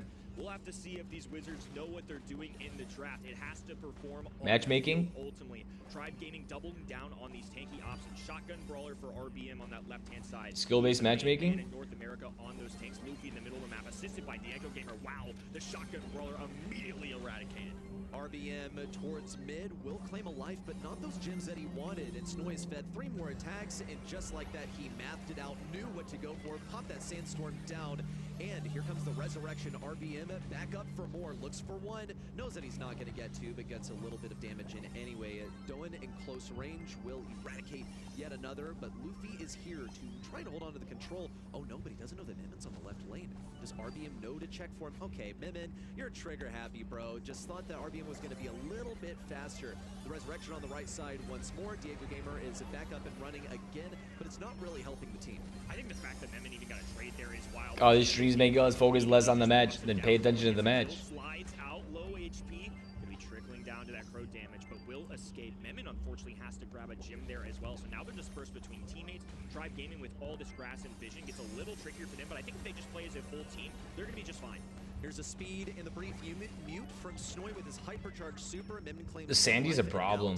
Are all up in the bushes. I noticed Sandy's been a big problem recently. Exploded by Shelly's super. Here comes another resurrection. RBM is going to be nice and healthy for a hypercharge roll back once. One stun, two stun. And a blue move back into mid. Luffy has his hypercharge and super ready. He'll be able to escape if necessary. Look how quickly the supers are being fed to Snoy as well. Tribe Gaming can buy their time just a little bit here before they move in. Team Electros are about to start this countdown, and they have all the space in the world. Outside of Shelly, the paper matchups are fine, but they are super feeders. It's way too easy for Team Electros to feed off of this. And now Mimin can just be a full-on bodyguard. Tribe Gaming have no mobility. If RBM doesn't have a super, it's going to be left to Luffy just popping a super here. That's exactly what he does. Purple button goes down with 7 stars on his noggin. He's going to have to dive in. A few gems being exchanged, and TE make light work of that. It was back and forth the whole way, but as that progressed, it really felt like TE were clawing their way back and just having a huge vice grip on the middle. You have 2 tanks into a Sandy. What are you going to do about the Sandy? Well, you're going to be feeding it one super after the next, and they weren't even like subtle. Take notes. I gotta go back to school tomorrow after vacation. Nah, you gotta hit back to school. The vacay is over. Every 5 hits, RBM is being a bit more conservative about this. Look at Diego Gamer, the way he advances into the right side. But any sort of stun. Kyle wants me to take notes. Opportunity. And take notes on the Sandy. Grab a few shots, just one more gets him his super, and there it is. The first bit of control for Team Electros on mid, but they only have 1 brawler left, so they're gonna have to Sandy's no joke. Rather than play the mid, Doan just gets so bright in the face. Has had an extra life as well. Great reactions out of RBM, one of the best tank players in the entire world.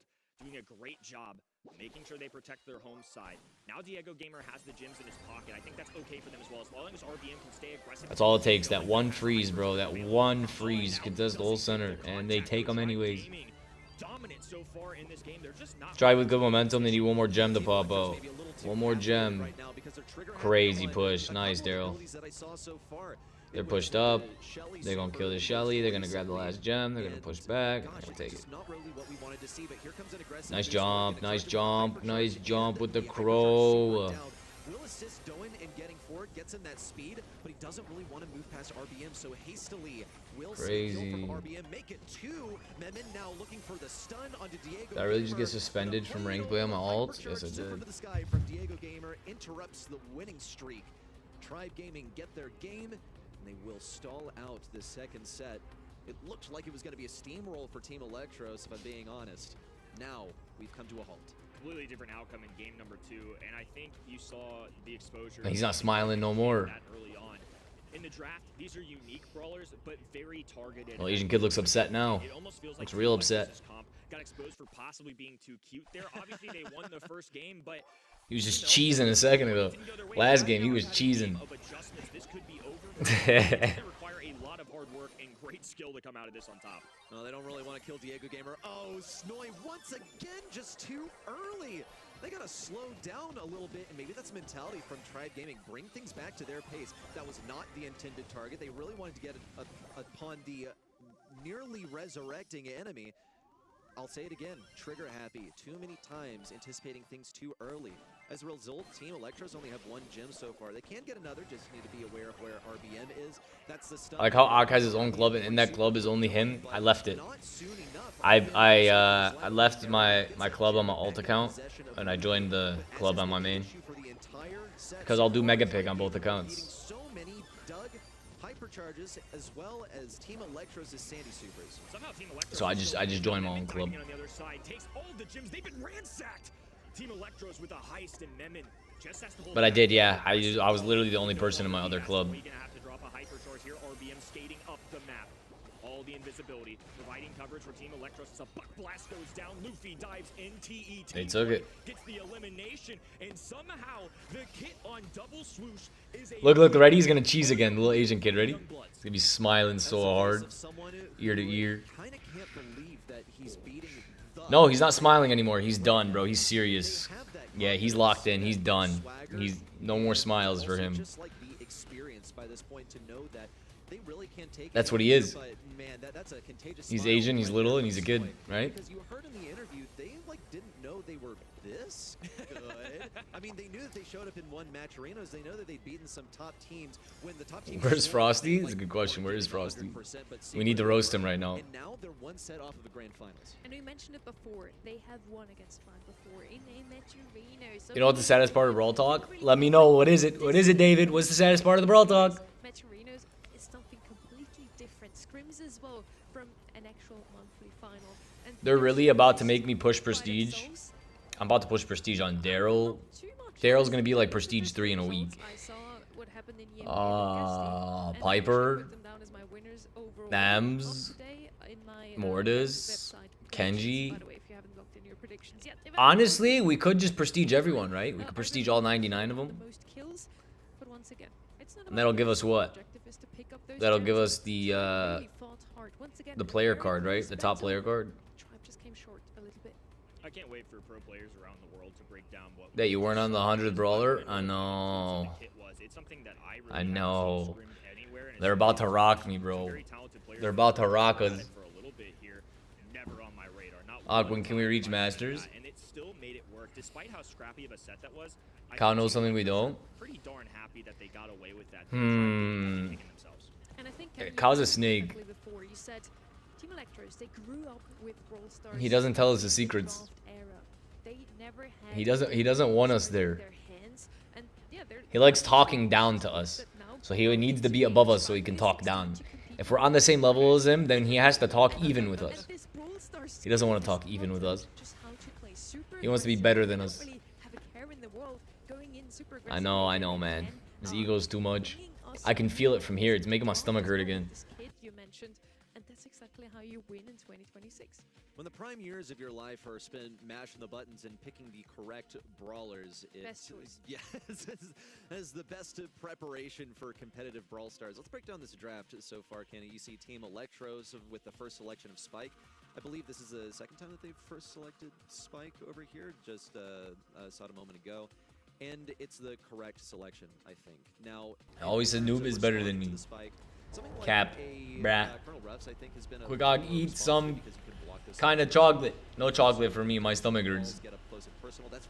I'll destroy myself more. More stomach ache. Anti-thrower action. I think this map is really interesting because you have to be You went Frank. aggro off the rip, and that's why Spike is going to be such a popular first overall pick here, especially in this situation. I think a lot of pro players would have made the exact same move. So now that they've established that, they can be a little more flexible in what they do at the 4-5 turn. If you're Tribe Gaming though, and you're willing to pick Frank this early, you have to be able to back it up. So He went Otis, so they couldn't pick Otis and counter their Frank. I kind of saw that Otis on the other side. Honestly, you have to pick something to address this Frank. Now, yes, you already have the Spike, and honestly, Tribe Gaming, we've seen it in the quarterfinals. They had Spike banned out in every single map they played. Now, finally left open, Team Electros is gonna immediately pick him up. It's a super good brawler in a map like this one, where it's all about holding on to mid control. Mina would be one of those brawlers that I kind of expect to come in here, as she's not banned out, and she is usually. Max is gonna come in for the second time for Team Electros. They're a huge fan of this brawler.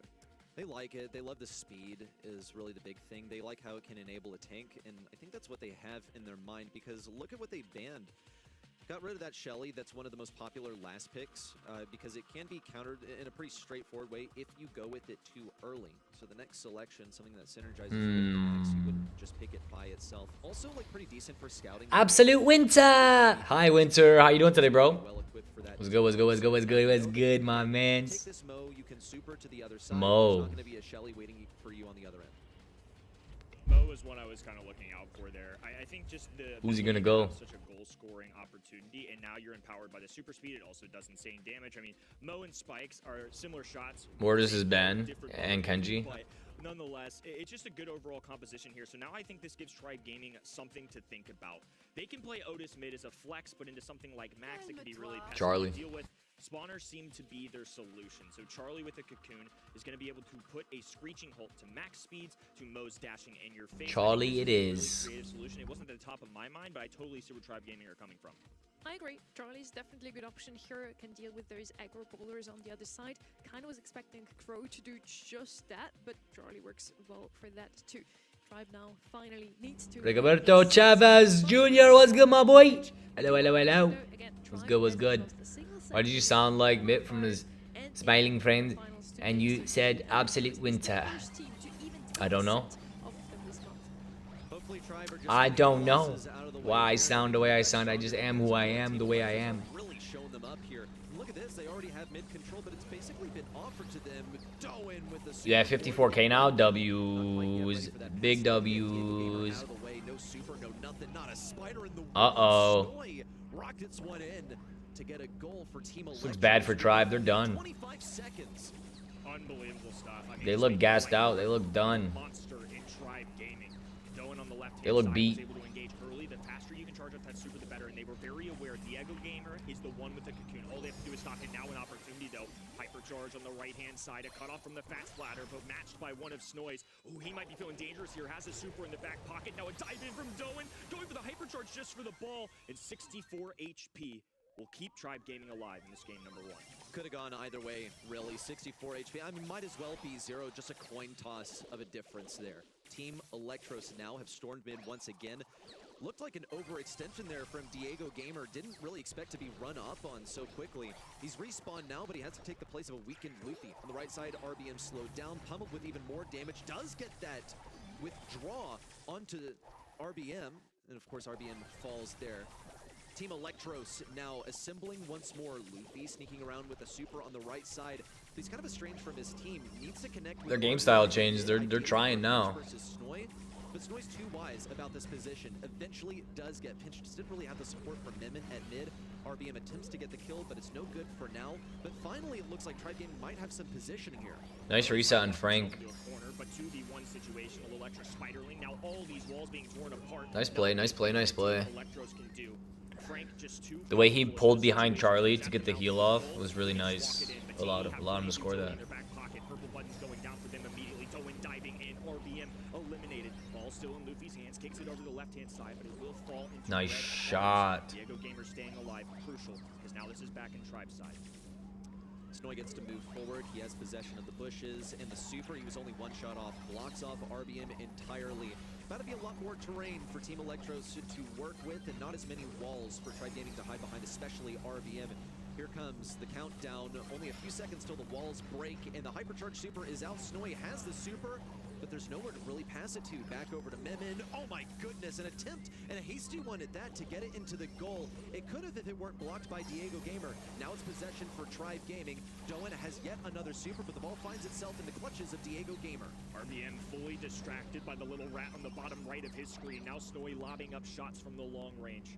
He's going for the juke. He's going down. The juke-a-rooney. In the standstill. Regenerate. Waiting for the teammate here. Hypercharge super being He missed his popped. pull. Can't cling onto any of the enemies. It's going to be a hammer hit, but not enough. The giant underground rat is able to move his way up the map, but the cocoon will buy him some time. Snoy, hypercharge active, hangs on just by a thread, has a super as disposal as well. The pass back up to Snoy, but he has to go retrieve it. Really want to get this one down the field. Pass up to Doan would be ideal. Now he has a super. Pass over to him, gets it in the goal. Bang for Team Electros. What just happened? What a daisy chain down the field. What pass up to Doan would be ideal. Now he has a super. Pass over to him, gets it in the goal. He passed to the Mo and the Mo put it in. That's crazy. It just felt like every single time it wasn't perfect, but you just had to find a way to win amidst the chaos, and that's exactly what Team Electros are doing. They feel unfazed. It doesn't feel like the nerves have gotten to them at all, and now Tribe Gaming. I didn't even see what happened. I had to rewind it to see what happened. Pass over to Snoy once more, but he hasn't cleared out the left lane like he has in the past. Luffy is there to pinch out Snoy. Looks like it's going to ring true, but that nice super from Snoy blocks the attempt at a push in from Tribe Gaming.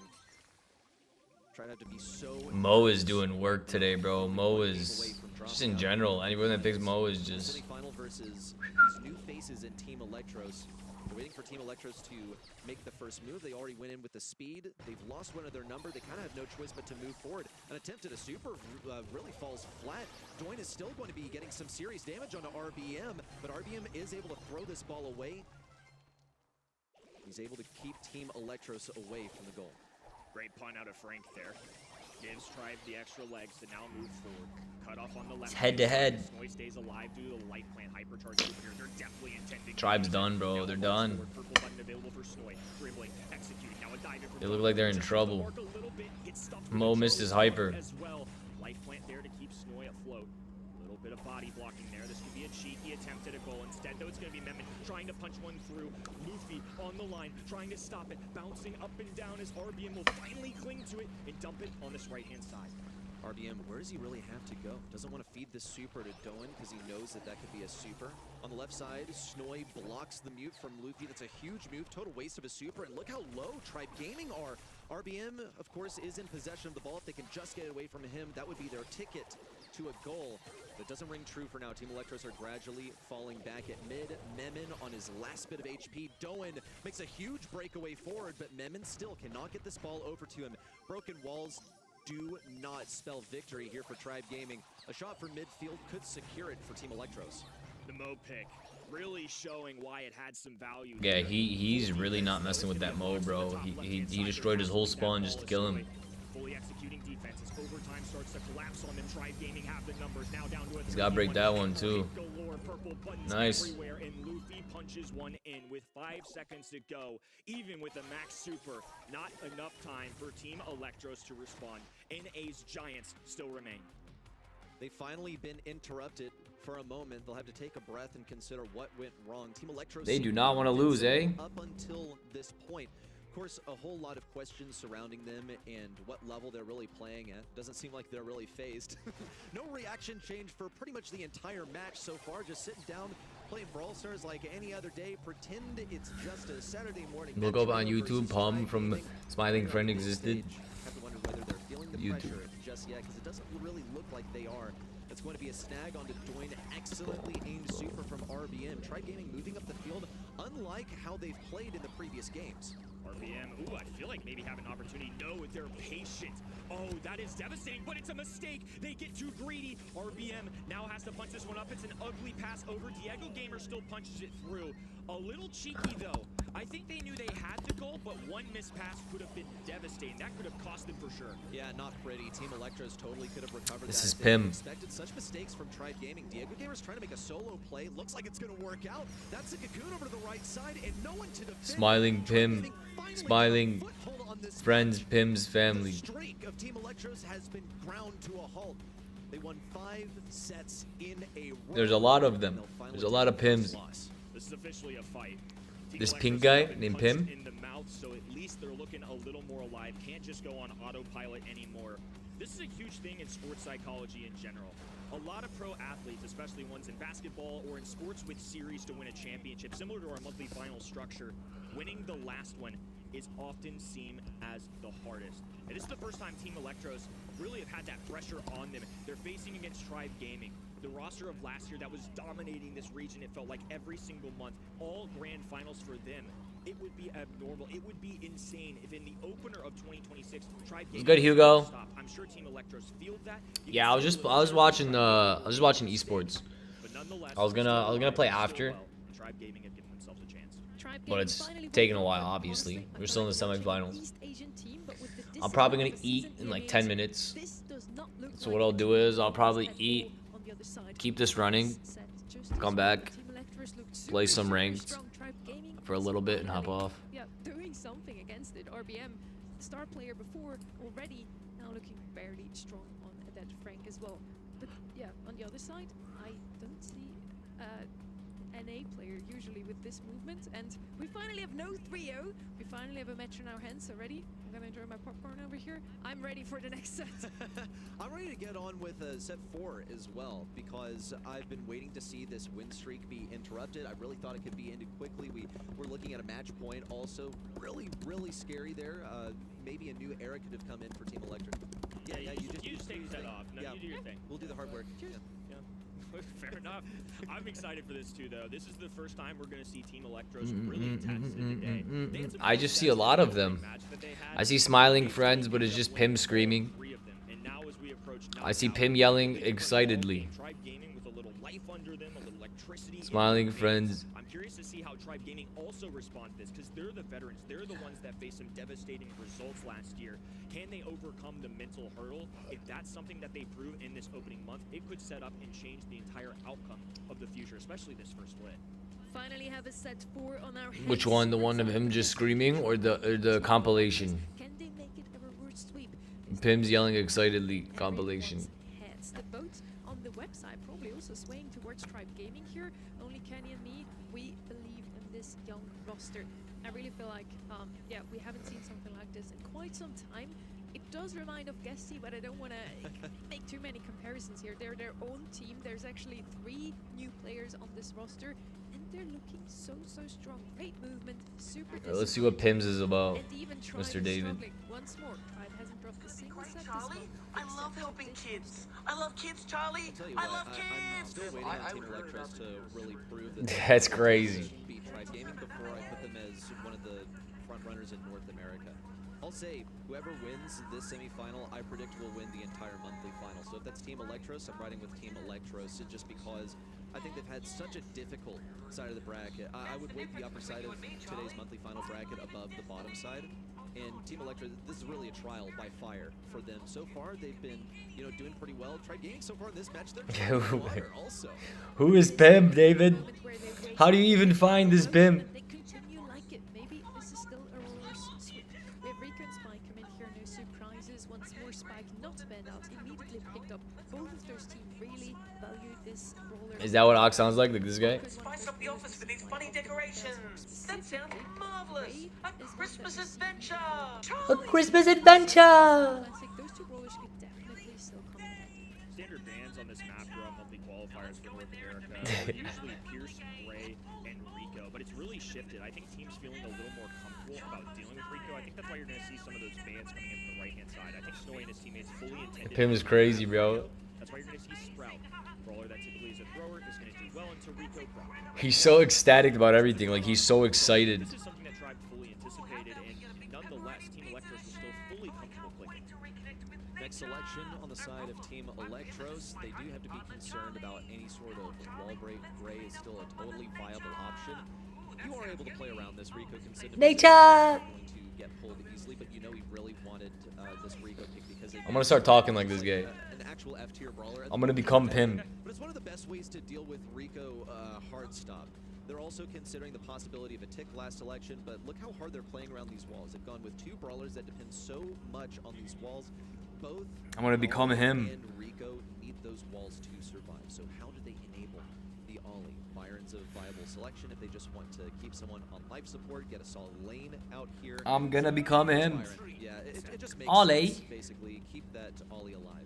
Yeah, I didn't mind your No, this is what I sound like, go. Is open, is a strong brawler, Shown in the like new this Brawl one, Talk. but I At do 5, we have prefer the Sandstalker David Lily and her Silver chroma back variations, of which that look one. super Byron clean. also At number 4, we have has Dragon with Griff, rival which goes options super here, hard. Basket Griff Bronze, definitely needs more on the other skins. side. Number 3 is going to be Dragon Grom, similar to Griff. With the That's what I sound like. Spike, so they don't necessarily need a lot of DPS. Could also go with something aggressive themselves now. We still have Is some it the bottom yet? there too with I'm Bronze trying to buy up everything. banned out here. Pull the trigger, let it bang. Yeah, wall breaker. I think this is kind of what it comes down to. For That is Pim talking about Brawl Stars. There you go. He's talking about his favorite skins.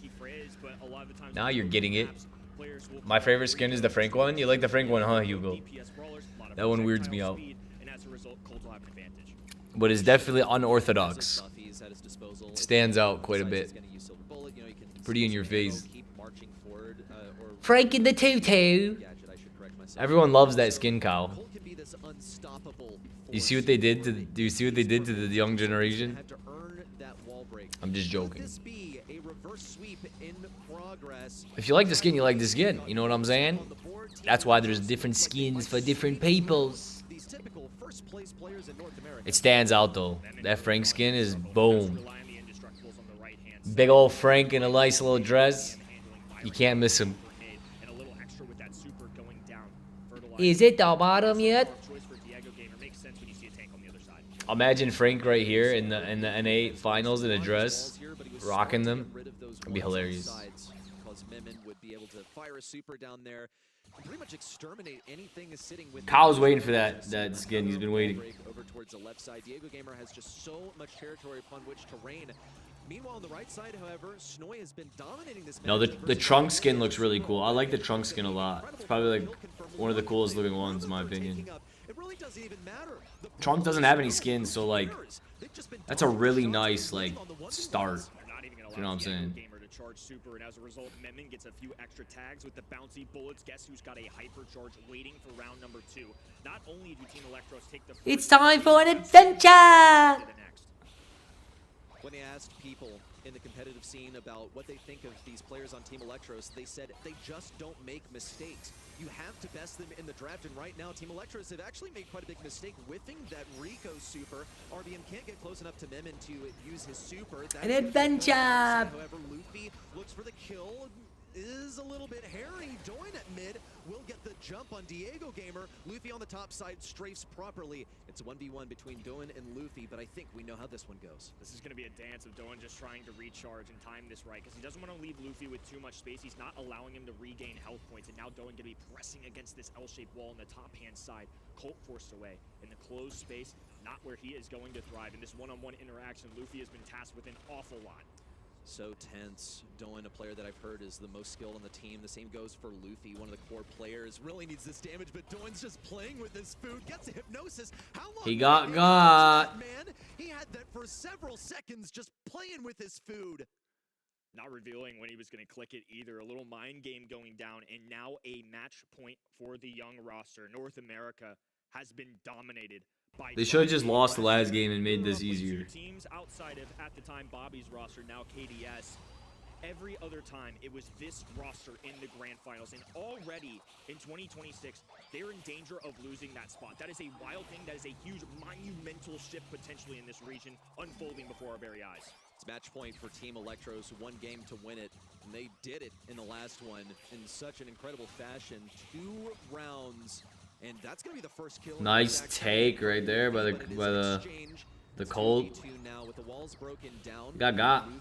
Can still assert At his RT. dominance, but it's quite difficult. He's basically in a Colt 1v1. Luffy needs to get close enough to the Rico. It's gonna be hard. He obviously doesn't feel too confident since he's not approaching Memon too quickly. Snoy running the piercing star power. Got rid of the wall so Rico can't bounce any shots. A large choice for why they're laning Byron on that right-hand side, despite maybe a slightly tougher one for Memon. Again, it's just a much more difficult version of Colt. Instead, though, he's getting empowered. Snoy landing a shot as well. Luffy, a goner for this world as Memon charges himself up with some heals as well. It's the go time. Snoy can hold on. Diego Gamer doing his best, but in this 2v1 interaction, just won't happen. TE, 1 away from taking the match. Wowie. It's 1 round. Are you down to your final life, Tribe Gaming? What would you do if you have one chance to win it? Wowie. You could not safeguard yourself against this time, but they made their way to the grand finals every single month. Last year, they switched up some matchups as well.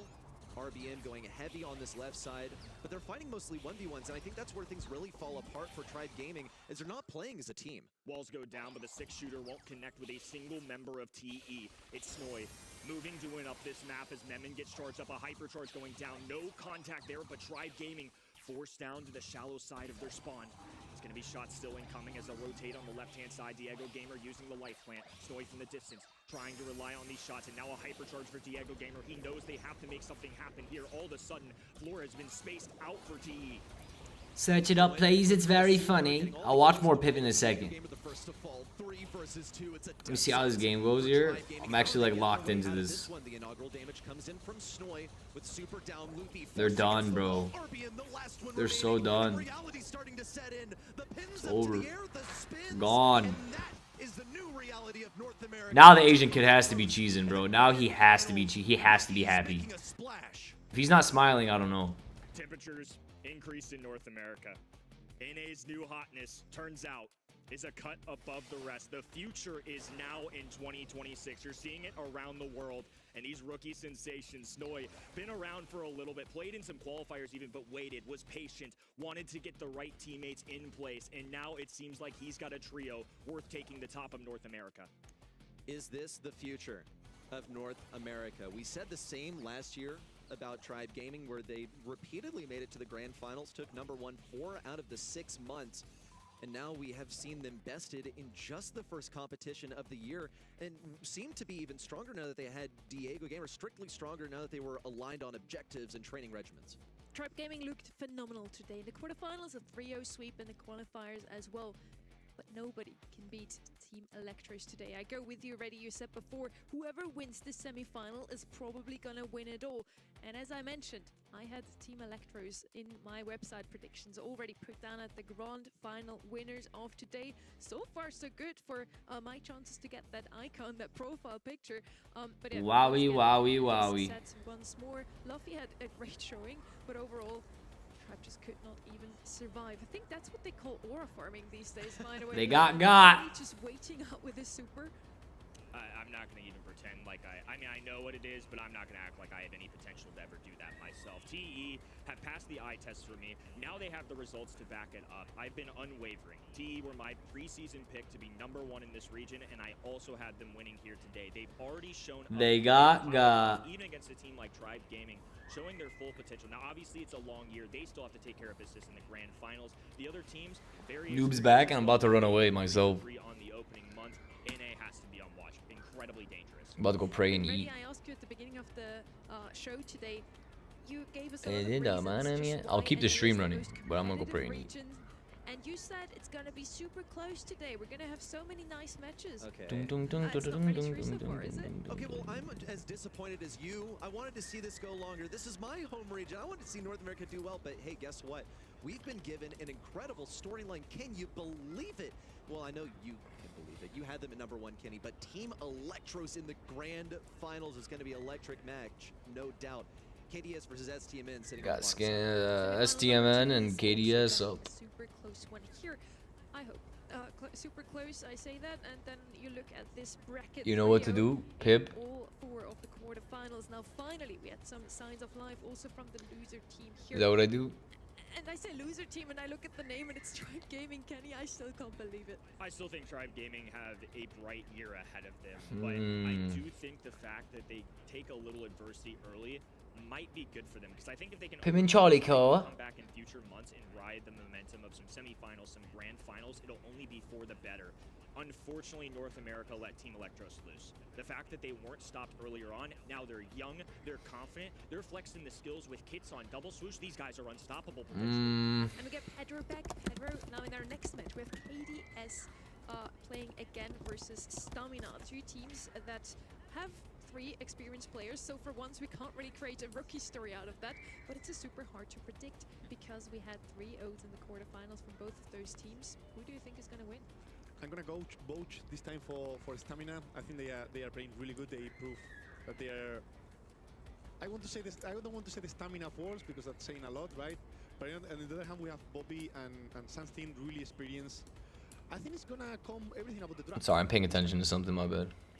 The draft is gonna be super important in this one, as it is at the moment. We have 100 and almost 1 brawler in the game very soon. And yeah, the draft is gonna be even more exciting in the coming months. It's gonna be an awesome year. Someone is feeling themselves. Let's check out what Bobby has posted just a couple of minutes ago. Wow. Is that your 2020? That's actually insane. I mean, I think it's a running mantra that we have in the community, but round 1 being his best start since 2020, especially with the history, I mean, getting runners-up at the World Finals, the fact that this is true, obviously he would know better than anybody. That's insane to me. But that proved that missing 1 month is not that important, right? When you're experienced, you know that you can always come back. And after 2020, you have done so many good years, right? So that actually means, I want to believe that doesn't mean too much, right? So yeah, I mean, actually, yeah, it's true. When with hard work and everything, you can always come back. No, I did not find it. I didn't look it up yet. One second. As I mentioned before, I think they broke the curse finally. Bobby's team popping off at the beginning of the season. We love to see that. Let's see if they can actually move into the grand finals. Pedro, now that you're back on the desk here with us, we want to have a look at the draft from those two teams as well. If you would have to prepare for those two teams in your semifinals, what would you take away from these drafts? I mean, you can see that they don't play so much. Podcast. I don't like NA making have short something. I found it. One time, two times, even we have seen sometimes. And the only Charlie. Good morning, Charlie. Charlie. My God. Charlie. I guess that means we're detectives now. Charlie. Charlie. Charlie. You know what this reminds me of? Charlie. That is not allergies, Charlie. Charlie. Don't look, Charlie. Charlie, what was that? What just happened? Okay. Charlie. Charlie. Who's gonna win the quarterfinals? Charlie. Oh, Charlie. I'm sorry we had that nasty argument. I'm completely naked. So it looks like overall you agree more with Charlie. play style. If we know what SK Reminds me of this. Yeah, that's true. I mean, but hey, as long as you're cool with it, I'm cool with it. I didn't know that was going to be a dig or what. I was just prepared to defend my team. But you know what? That's cool. Winning is winning. You do what you got to do. KDS Charlie bit me. mostly. Pedro says actually Stamina is going to take that one. I also want to have a quick look at just what the people at home have voted. Ah. We're not going to do that. Instead, we're going to ask you, Stamina, why did you vote them to win this one? I think the playstyle they have can really good against the KDS today. If they find the Charlie, that really hurts. playstyle Exactly. really good, but I'm sure Alright, this is what I'm gonna do. he's not gonna do it easy. I'm gonna go pray and I'm gonna go eat real quick, something small. I'll be back in like 10-15 minutes. I'm gonna keep the stream running. I'm gonna mute my microphone.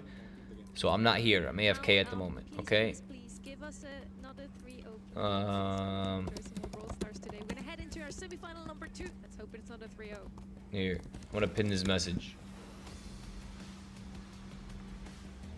I'm gonna pin this be back in 15 message. Alright, be back soon. KDS versus Stamina. Who's gonna take the win in this one? Both of them with very experienced players. Both of them played at the World Finals last year already. Colt is gonna be the first pick here. Stamina, as you said, Pedro likes to go with those aggressive brawlers. Colt, I don't know if he's super aggressive, but he is definitely there for the damage onto that high safe.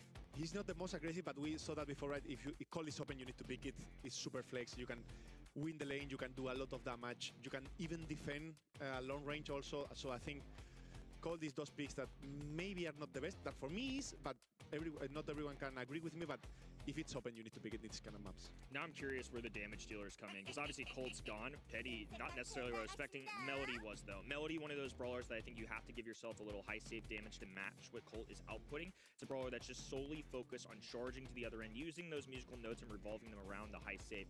What is the benefit of Penny here? Is this to establish a turret, more of a control-oriented pick, or what? I think as we talk, yeah, the KDS who's gonna look for the control game. They need to make the game not chaotic at all. That Melody surprised me with that doesn't fit too much in the playstyle, but probably they're gonna look for these two solid lanes so Melody can do the damage. I'm looking forward to maybe some aggression still on the right-hand side, but it's going to be Barry first, maybe to back up something aggressive. Pedro, you mentioned so often how Stamina likes to play the aggressive brawlers. Nina's still open. Lily, Kaze, anything to deal some damage onto safe. What's it going to be? I have to say that I'm still surprised that they went this aggro. Probably it's gonna be, I mean, I don't know. Back then we used to go with a BB with a mech, but I think they are a bit out of meta right at this point. But they need something really. Maybe a Miko could be the chance. Maybe a Daryl. Game not over. I was this close to say maybe I need It was the next one, I swear. It was the next one, I swear. But it was like, oh, Stamina's playing super aggressively. They have an aggressive brawler literally every single set. And they were like, Pedro, you voted for us, but we're gonna, not do what do you tell us? We're gonna not follow Coach Pedro's advice. I mean, I cannot expect anything expected from this team. Expect the unexpected. Kenny, what do you think is going to be the last pick for KDS? You have 6 seconds. I'm going to be honest. I'm not going to come up with a prediction in time here. Otis, this place is all... I'm glad you're having equal reactions to me, Pedro. This is great copium for me, because when that berry came out, there was never a world where I was going to predict that.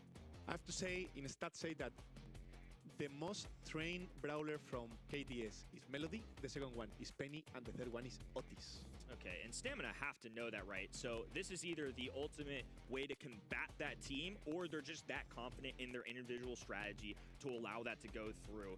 Bobby and the boys playing against an old organization that they made a lot of history with, the 2023 runner-up, the highlight of that organization, and now they've entrusted STMN with new hands. Very successful at the World Finals. They have been underrated. They're once again underrated today. Now they come home with newfound confidence, trying to take down Patchy, Bobby, and Sans. Yeah, I mean, it's pretty much what we talk, right? The KDS need to go on a slow game. I don't know if they can do it against a Berry. Berry's gonna at some point get a super heal up. That is gonna get the wall. They cannot really break the wall, so Juan Carlos can put a really good turret offensive. I'm curious when Stamina, if they're going to be patient enough to wait for the opportunity to go aggro, or maybe Taco's going to play a bit more YOLO, more alone, to try to get that, do that save by his own. Let's see.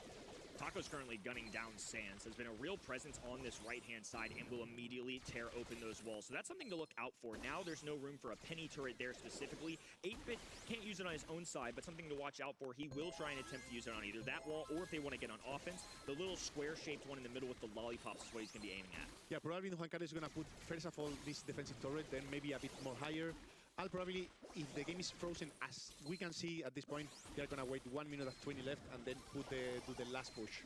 Now that they've got the numbers, Pain expanding to the left-hand side, 8-Bit sprinting up the middle, whatever sprint looks up like the slow arcade machine, but Melody matches musical notes encircling that high safe. It'll be enough to get them close to that 75% marker, and once again, we're basically all tied up.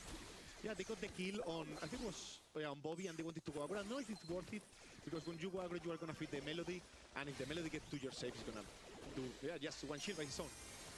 Now up an entire zone of this height zone safe. Sans occupying space in the middle alongside Bobby as Patchy places down a turret. Tacos can't break the walls on that left-hand side. That's part of the benefit of the Indestructible. I'm sure that's why KDS have enjoyed using this brawler in particular, because it's a little bit trickier, especially when you obtain middle control for them to get a takedown on it.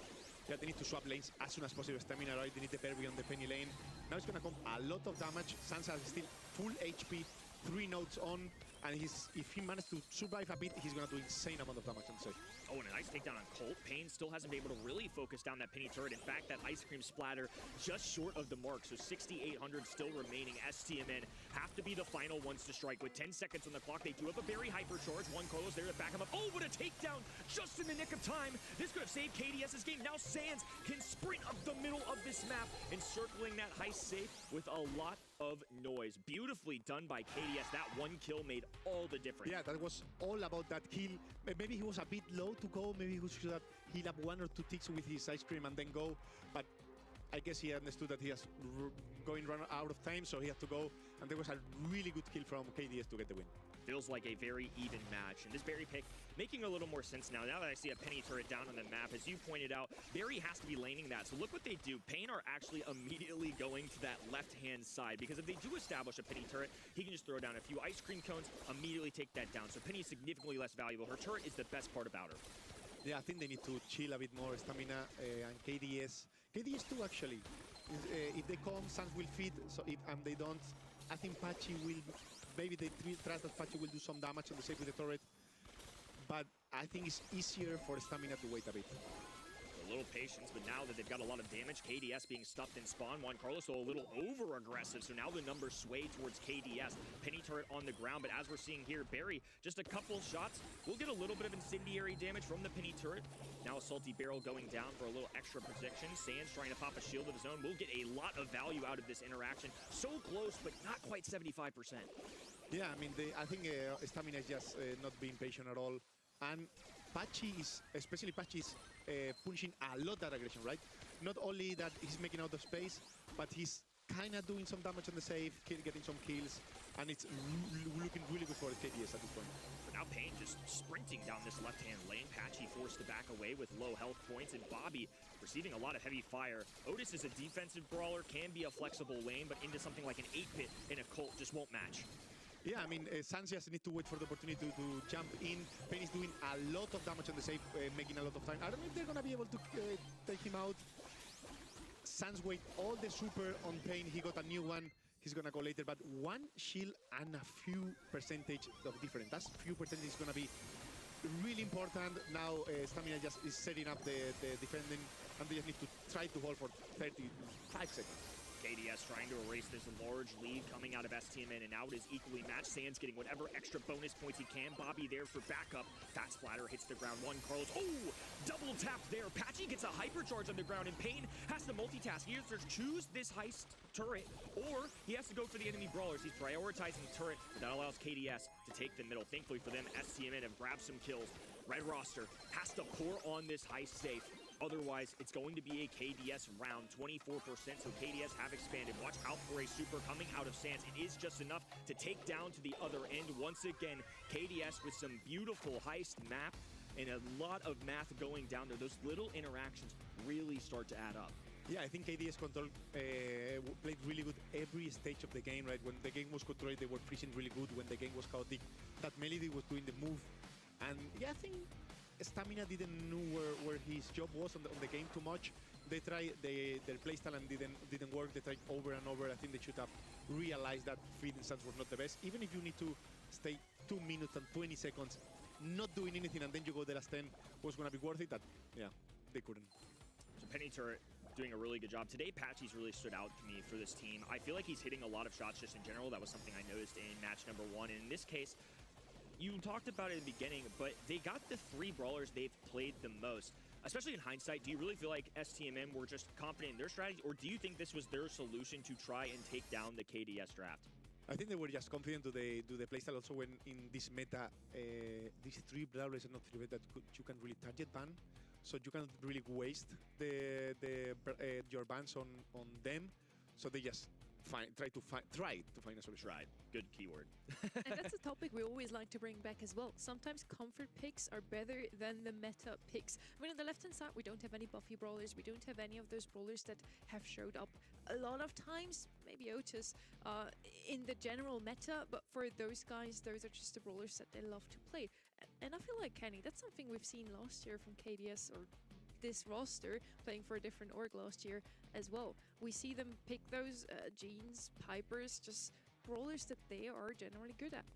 Yeah, I think just not overdoing it in the aggression. I mean, Penny, I think, is a little bit of a niche pick there on that map in particular, but a great way to kind of throw back to some of these older brawlers, because Penny used to be a factor on a mode like this, but in the day of buffies, I feel like it's easy to be forgotten. To Stamina's detriment, though, you talked about it. I mean, in the stats, Penny shouldn't have been a surprise to them. They were fully equipped to deal with it, and the fact that they couldn't get the job done still, I think, is one, credit to KDS. It's a great strategy, but 2, makes me a little nervous on Stamina's end, because the fact that they were so telegraphed, that they just went with what they've basically done in every practice, a little concerning to me. Yeah, it's true, but I have to say that the Penny has also a really hard matchup there against the Berry, and he managed to do really good, so I can expect a really good series from Patchy. Rico's double bend, Mina, RT, both brawlers we've seen quite often on Knockout are both going to be picked up immediately. For me, Gus could show up here once more, especially now. Backing up Ollie would definitely be an option. We saw Ollie also paired with Byron, so we'll see what KDS going to pick as that last pick. Also might want to react to whatever Stamina picks up next. Yeah, probably Stamina's going to go for a long range. I would say Angelo probably, or Byron, to also help a bit on that Mina. And then they will go, I would say, maybe the Brock opening for the Oli can be really good. Something that control a bit the map, but for sure the sniper is gonna come. With Charlie out of the way, is there any potential Cord comes in as anti-tank here? Because you talked about wall break being one solution. Would that be another direction that's possible here? Yeah, I mean, for sure, but I don't know if you can really hold with a Cordelius or whatever, or we have Spike is banned, right? But I don't know if really the anti-tank can hold the Oli. Yeah, and they went not for anti-tank. I think Ray could still be an option here. Anything to open up the map. or a thrower. Anything that could go well against this meeple, because on the other side we don't really have anything to actually use that meeple's mentioned gadgets to the full potential. But we're gonna see what they actually will pick, and it is gonna be the gray. I have it too, Pedro. That was a really good guess. I was expecting more something like a gas, like something a sniper that they can hold the meeple especially, right? Because we have the RT already, and they have double aggro, but double sniper, sorry. But the gray can really break a bit the map, and can help. That TP could help the Oli to go aggro. KDS with a 1-0 lead. Both of these squads, old guard of North America, STMN a shocker at the World Finals, and are now trying to return home. Prove that they've still got it. They weren't the best in North America last year, though. That was a storyline for them. They definitely squeezed by. They got very lucky to make it to a guaranteed World Final spot, but they certainly proved their worth when they got there. Yeah, I mean, they are not playing, any of these teams is playing bad, right? But they are there's a fight of play styles. And yeah, we can see in the right a fight of a skill that Sans won in this case. And yeah, they need to, I don't know what's the best matchup for each other. This is going to be a bit crazy that Stamina got the mid right now. They're trying to push them. That was a really good control from Oli, and that gets the kill. They still have the pressure though. Yeah, this is tough now that the meeple slipper's been dropped as Bobby with low HP. Oh, and Pain will get the tag. KDS were the first to strike, but STMN are able to clean up, and now they have a massive lead. This is going to be really difficult for Sans. Yeah, these days, once again, it's all about the pressure. You can get to the mina, you can do a lot of damage. Even if you die and your teammate follow, also needs a lot of team play, right? You can still get the 2 kills. Yeah, I was about to say that KDS comms were unbelievable there to get the hypnosis, the follow through, but STMN had enough damage there banked that Pain made a heads-up play, was able to run it down, use that meeple super, and it will give them a round. Fortunately for KDS, though, full house. You got supers for everybody. Patchy can go walking hook in the TP. That's something I'm looking out for onto that meeple in particular.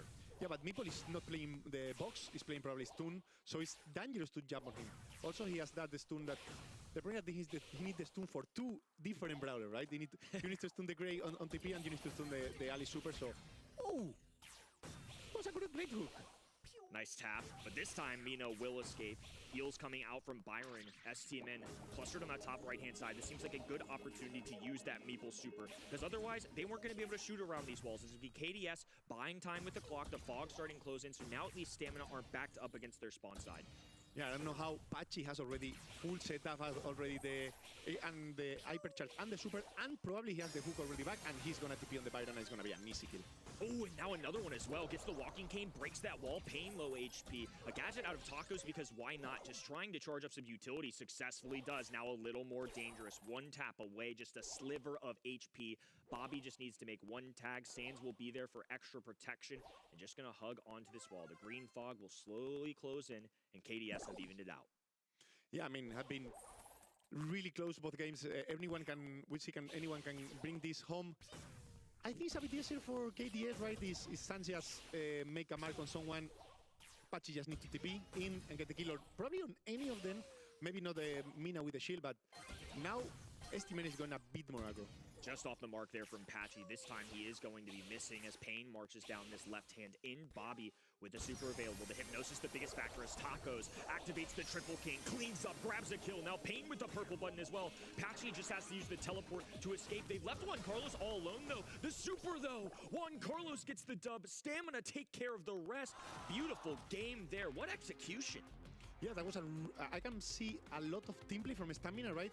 You can see how everyone follow up the calls, how everyone push at the same time, and that was game changer this time. Great stuff as Stamina needed a bounce back. KDS taking that first set, now looking for an equalizer or the red in. We'll see how this plays out in the early game. It's been Meeple or Tacos clinging to this left-hand side wall. Now they're double engaging. Bobby and Patchy. Look at the cane going through. Pain getting the heals. Juan Carlos doing a great job of playing this hybrid role of support with the heals, but also tapping. Yeah, we can see that KDS has 2 really gadgets, right? The hook and the control from Bobby and Patchy are really strong, and once they use it or miss it, is when Stamina push them hard, right? So they need to be careful to don't miss. Yeah, if they hit, it's probably a kill. And yeah, I mean, it is what it is, the control, right? You control, you bring it to home, then you just need that teammate to help you a bit, and then it's an easy kill. A little extra salt to the wound. Pain burned a super, didn't grab a kill out of it, and KDS in the meantime have all the utility charged up. It's something that Stamina have done good up until this moment. They just haven't quite been able to play around both the Walking Cane plus Gadget coming out of Ollie as well. This time it's going to be a KDS cleanup crew. Easy money there for them. 1 round in the bank. Yeah, 1 second, Pachi, start of second round, he has everything already.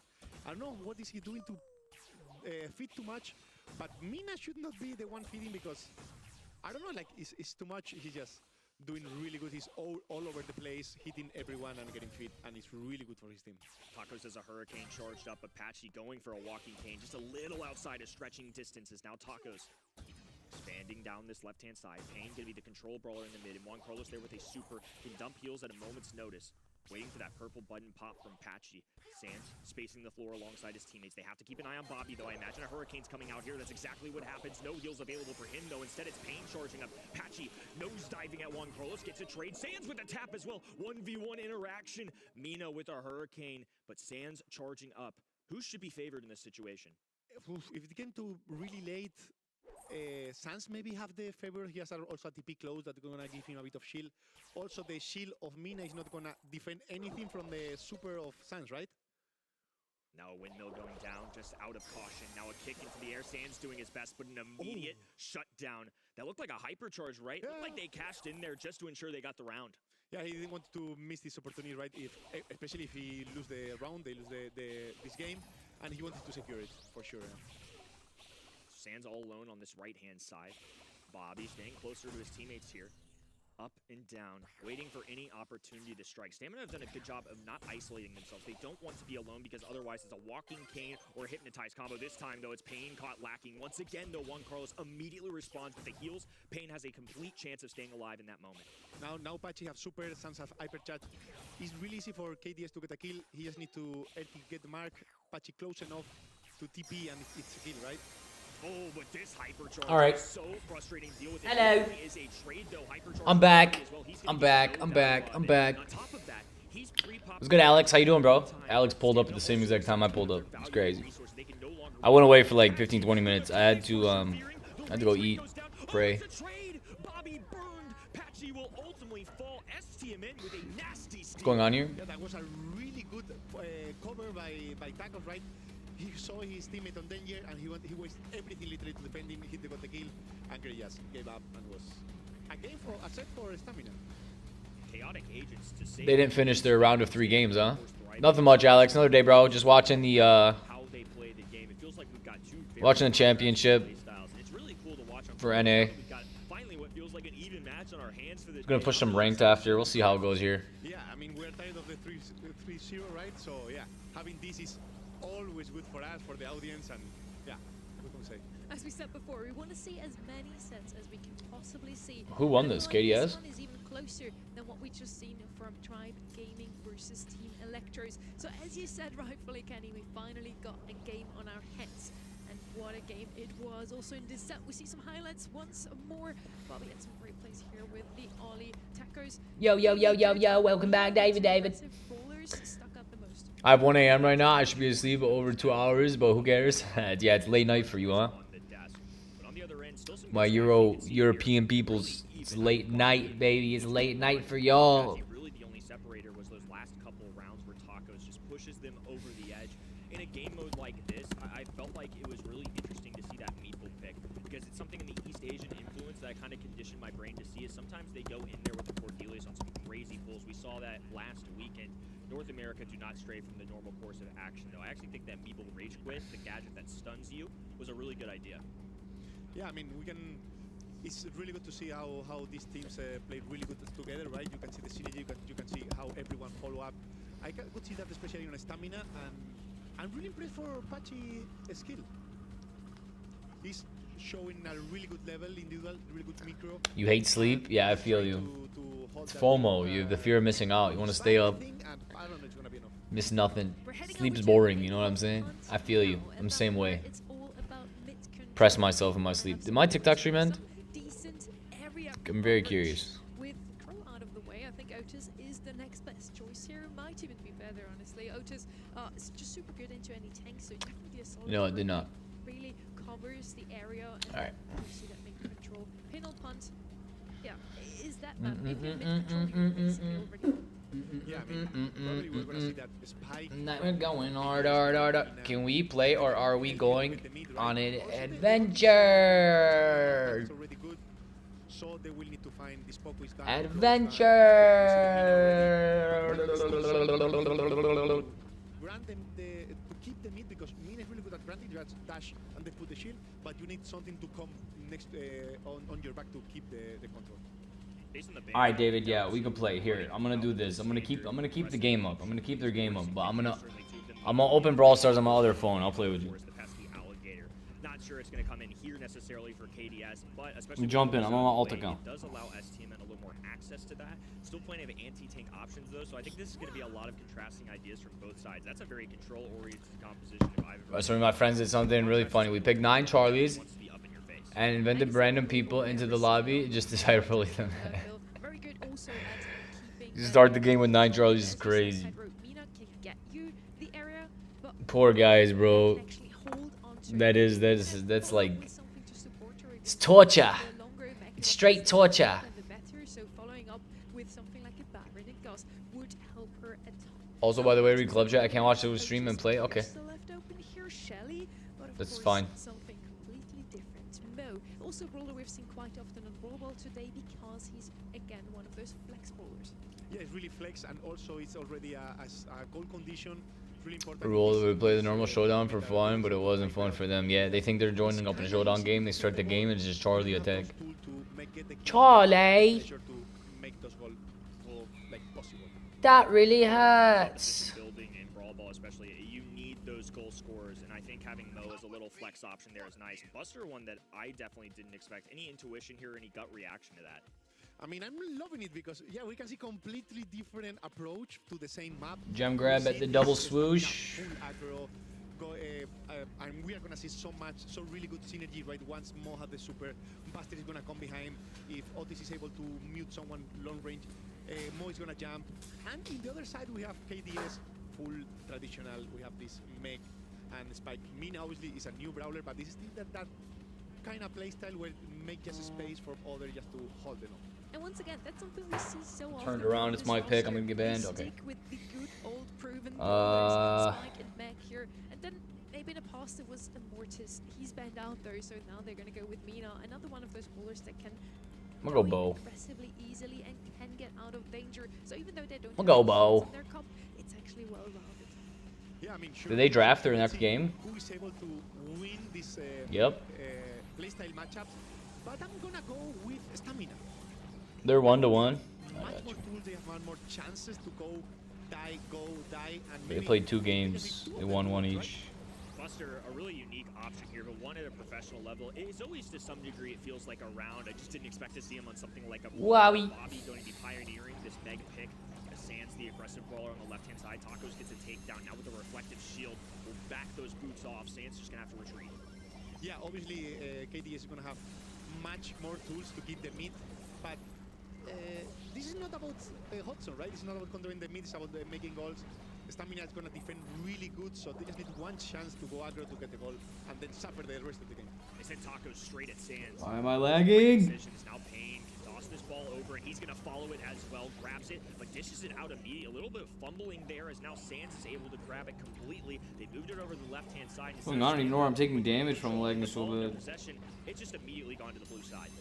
Yeah, I mean, Stamina is going to lose the control at some point. They are holding it for so long, actually. Wow, man, the lag is so bad. Suffer the whole game. Stamina is a suffer composition until they have the moment to go out. Patchy, maybe over. Yeah, but I'm sorry, bro. I'm trying to kill them. Sure that goal went in, but it looked like a hypercharged super going out. That's a lot of utility wasted. Yeah, I mean, Wowie. This is a moment where you don't want to be, right? Oh, Sandy went for the goal. I mean, I think he could have even shoot and dash and went for the goal that he wanted to. Again, passive draft, passive comp. You don't want to get risk. And it's a really good decision, I think. Yeah, it was a borderline call. I think 800 HP would have been one tap to any of those brawlers. The pull going onto Patchy, he barely stays alive. This is big for KDS. We're going to dash forward. Pain has to exhaust his super just to stay up. One Carlos playing goalkeeper will dump this ball off to Tacos, and now a cutoff on that left-hand side. Bro, what Wi-Fi am I connected to? What's going on? Connected to the right Wi-Fi. Why you lag like that? Yeah, the Pain is making a lot of time. There are not going to be enough. Bobby with the hypercharge, he lose the mecha, but Taco is alone. Taco will either to retreat or either die. The kit was useless. I don't feel like that spike is good because you can dodge him so easily with the Buffy. Down to the bottom left-hand side, while the other two deal with the middle brawlers. Pain without a super can't stretch the map. KDS, once they had that 1-0 lead, it was all about the kills. They just never really wanted to give Stamina a chance at marching to the net. Yeah, I mean, KDS know what he needs to do. What do you mean? You're saying Spike's not that good? We can dodge him with the Buffy? What Buffy? That maybe was not expected. And once you can score the goal, what Buffy? So I think Stamina need to try to cap the at least the control of the ball. Sometimes if you can suffer, but if the ball is on your corner or wherever, you can do that time to find your opportunity, your chance and your opportunity. And if KDS have the control of the mid, at the start he had the control of the ball, no? So it's really hard for Stamina to do this. Last time it was an even fight off the early game, even borderline STM, and right now it is all KDS. 2v2 situation as Tacos will be forced to use a super. Bobby pops out of the mech. Who can get to the ball first? It is Bobby. He clings onto it and is able to waltz on in. So an early lead, this time in less than 30 seconds for the blue side. Yeah, they are doing that. It looks really easy. Buster is suffering so much this game. I didn't expect him to suffer so much against this team. But, I mean, what can I say? There's a lot of HP, a lot of damage, a lot of aggression, and that's the goal, and that's the set for KDS. And we have the 2-1 on the game already. Well, I'm slowing down on my popcorn eating. This is a tough situation. It was looking so good here. We were finally getting a treat of a match, but KDS making quick work of STMN. This is really starting to play out the overall, the large eagle's eye view of these teams. It feels like STMN have some unique drafts. They're not afraid to get strappy with it. But KDS playing the much older style Brawl Stars, that SK Gaming Brawl Ball that you kind of pioneered back in the day, right? I think that's something that casual players and pro players won't necessarily be aligned on. You won't see it with your bad randoms at home. KDS, once they got a lead, they're not trying to force the ball in the net. They are ensuring that STMN never get a chance at it. And once they had a lead, they never let go. Unfortunately for STMN in that game number 2, it was just so dominant from KDS, they were able to shut it down in about Bruh, there's no way I'm getting beat up like this. Wins this one. I'm getting super excited. I think he's talking about the curveball Buffy. Picking some of those good old conventional brawlers versus Team Electro. I mean, it works out, but you shouldn't. Pros can dodge like every shot of him. Use a star power Buffy for real. I see what you're saying. It's gonna be super nice. Yeah, I have to say that KDS yeah, I see what you're saying. All playstyle, but they are being able to manage well against the new ones, right? Against the aggro, against the surprises, and they are playing it really good. And what's good, Chill? How you doing, bro? Wait it. Look, you handed me the popcorn. Wait it. On the casting desk, you rest assured, folks at home, I will deliver. I am a solid caster. Say what you want about the man, I can eat. You want some too, Pedro? No, please, I'm fine. it's I'm sad. Stamina is losing. I don't like this. Okay. Ooh, your predictions. Oh no. We're heading over to Double Swoosh now, another map where we could see some good old classics, Pedro. And we know Sandy Mid is one of those brawlers that we love to see. We might be able to see some Stu here. Gus, some of these brawlers are just a mainstay. And Sandy comes out of the gate right away. Steve, I can do it too. Here, take some popcorn. Great call. Thank you. Great call. I deserve that now. I mean, double swoosh, Sandy's a really good flex, really good pick in the I just see you with Kaze, where I thought he was watching Brawl Stars Championship. I have it up. I'm watching on stream. David has to play, so I hopped on my alt account and I'm running games. I'm in a game right now. I'm in a hot zone game using M's. But yeah, I was just using Kaze. We just lost. So Sandy being picked up too. Now one of the brawlers that's been a little bit more popular. But I had the championships up on the stream. I'm using my other device. But a lot of the times in Pro Brawl Stars, they're going to be using Tara to try and land a pull. So as a result, STMN. Well, the lobby's full. I have Ryan here and I have David in here. One more back out, yeah. You could join, because we're just on. I'm on my ult. I think David's diamond 2. I'm gold 3. So I'm not even diamond yet here.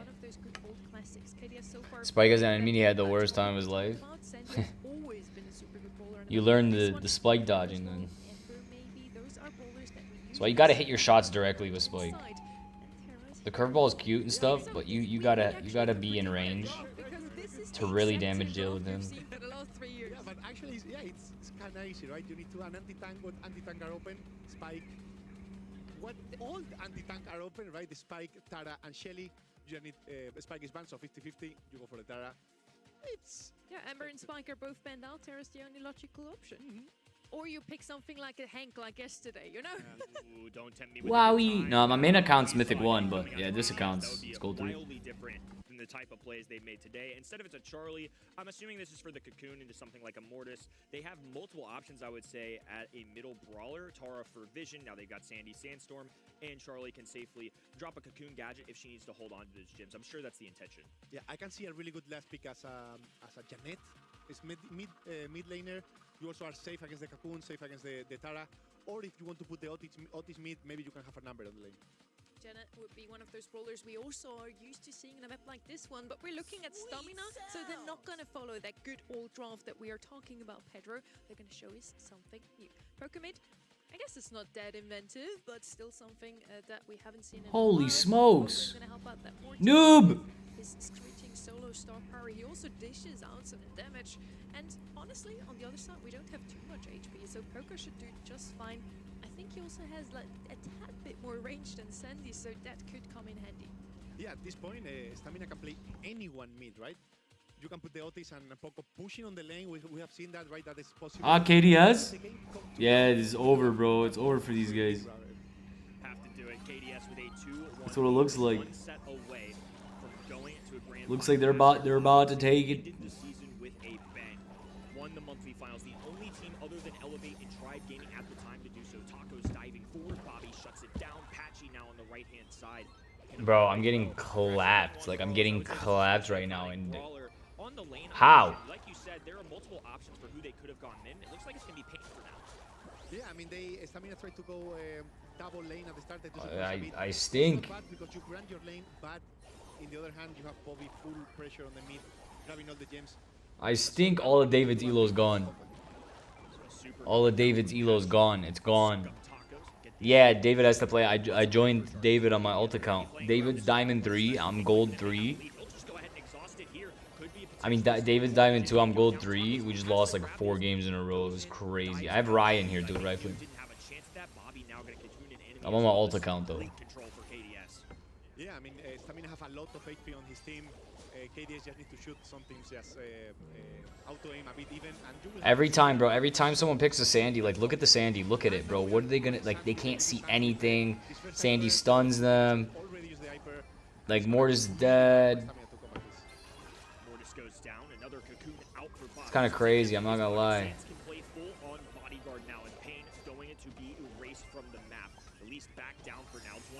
I did not mean to pick Bull. I was trying to pick Brock, but he's banned, huh? Taco's just trying to find where Bobby is, but once again is pulled back by the Tara Super. The team play out of KDS have pushed them to a match point. Yeah, I mean, they're playing really good, really together, really packed, right? As soon as they see the Mortis or the Poco coming, they just pinch. They feed a lot. If they don't get the kill, they make the enemy to retreat minimum. So they get time, they get supers, they get hypers, and they just use it really good to keep the lead. Never really felt like S-Team were in that one. KDS never wavering from having possession of those gems. This time it's Kane, the first one to strike. Bobby will match by grabbing the one on his spawn side. Tacos working right-hand side, trying to rely on this grasp. But the spawners are such a good tool to scout them out. And on top of that, Tara just naturally has so much vision with her regular shot. Yeah, Tara has really good matchups against the Mortis. I think they should swap as soon as possible. Maybe they could even put the Poco on the Tara. They can't even put the Mortis mid grabber for sure. They should do that because if not, it's gonna have a really bad matchup every lane. Sands now able to put to sleep and lulls goodbye to Tacos. Still a gym count for KDS, but more importantly, they have completely shifted up to this two-pronged indestructible. KDS are deep in enemy territories. S-Team trying to expand. Now Sands dangerously close to dying one. Carlos there to strike. It looks like Patchy trying to cycle out those bats from Tacos does. I'm lagging so bad. My delay is so bad. Yeah, Juan Carlos now coming aggro on the left. They need to do something really different to make the difference here so they can really get the get the game back so they don't they are not out, because remember that it's match point for KDS. I cannot move. I'm gonna get blamed. I did what? 2 and 2. I died less and got more kills. I have delay. Bad delay. Delay. Yeah, I mean, Tacos when aggro tried to make a bit of time. He gave gems to This game's wild. to the team, right, making some pressure, but now Bobby have the hyper. Oh my God! Tacos It's Sands on Sunday. and after the Cocoon, he didn't die. That was crazy, Kenny.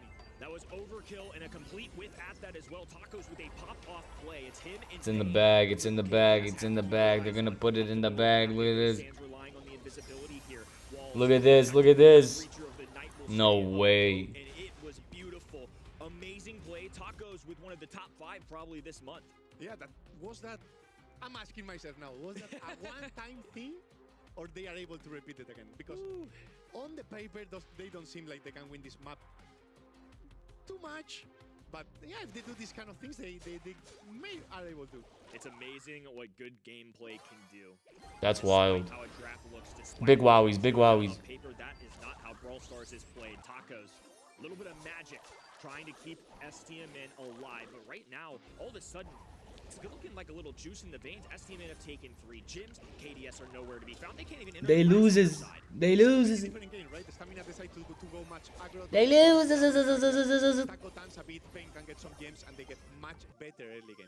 Wow, just confidence surging through this team. I mean, KDS have not been able to move a muscle. They're going to be dropping a gadget just to get a little visibility. Pain immediately meets them with a fat splatter. Taco's right-hand side this time can't be a star playmaker, and KDS have to take advantage.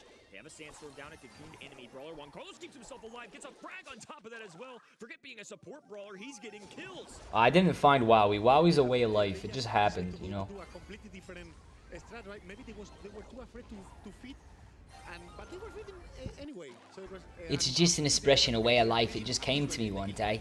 I was feeling really good. Wait. Kyle's gonna say I got Wowie from him. Wait. Ready? Kyle's gonna say I invented Wowie. I'm the inventor of everything. Where is he? He tried taking credit for it one day. I was very upset. And I told him I got it from a song called Maui Wowie. And then the song called Maui Wowie, like 2 months later, became a trend on TikTok.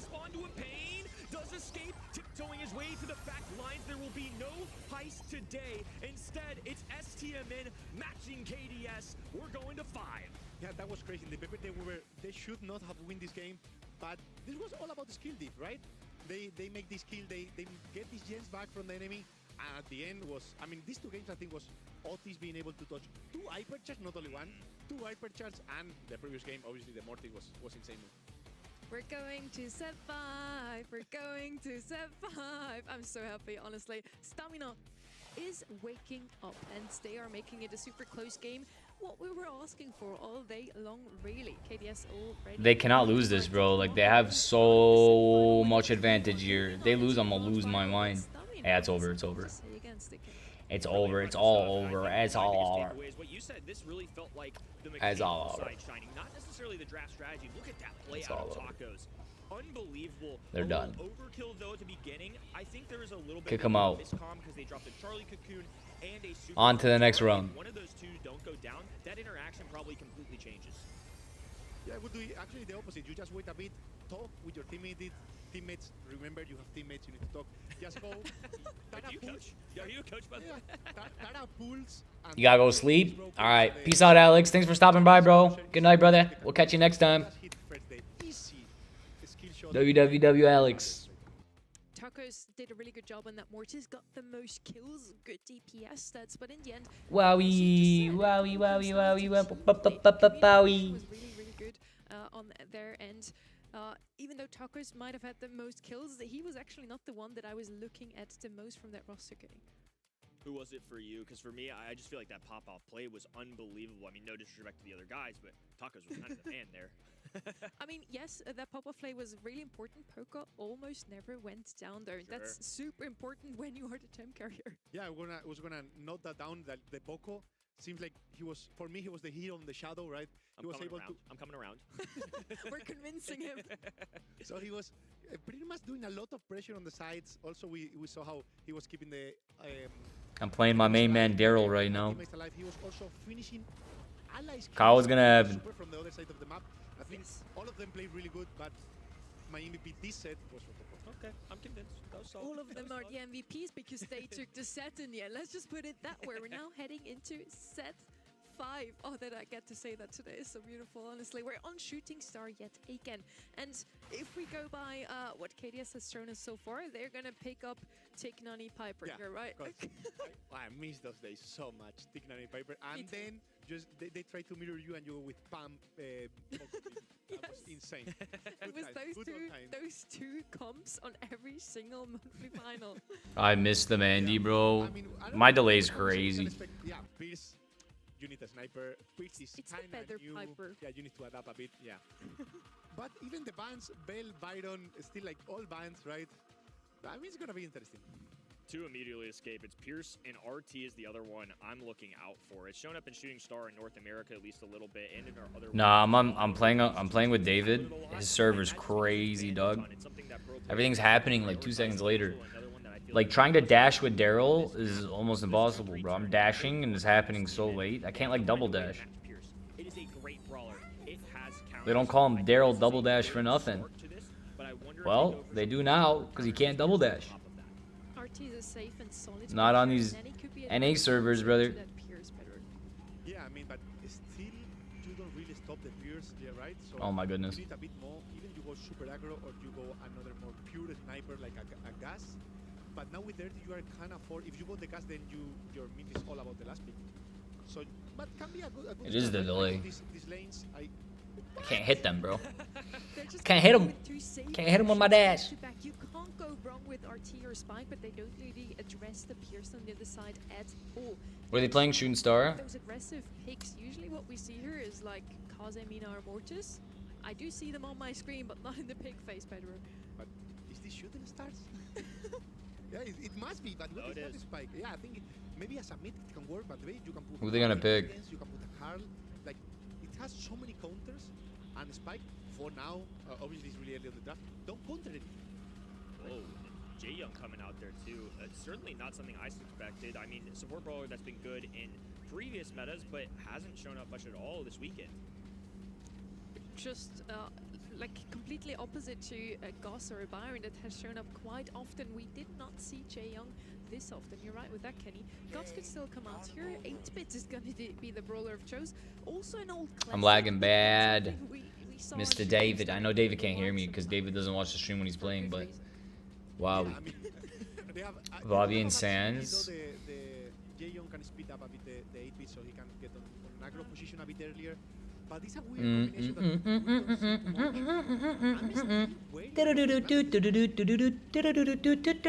That's the Mario theme song. That's the warm-up song. Ladies and gentlemen, boys and girls. Just sing that, and you win your next game. But this was one of those specific situations where I think it's just crazy enough that it might work. I'd give him D. Okay, that's nice of you. That's fine. I do prefer to take usually over Sprout simply because it can survive a bit better. So Sprout is going to struggle with that Jay Young.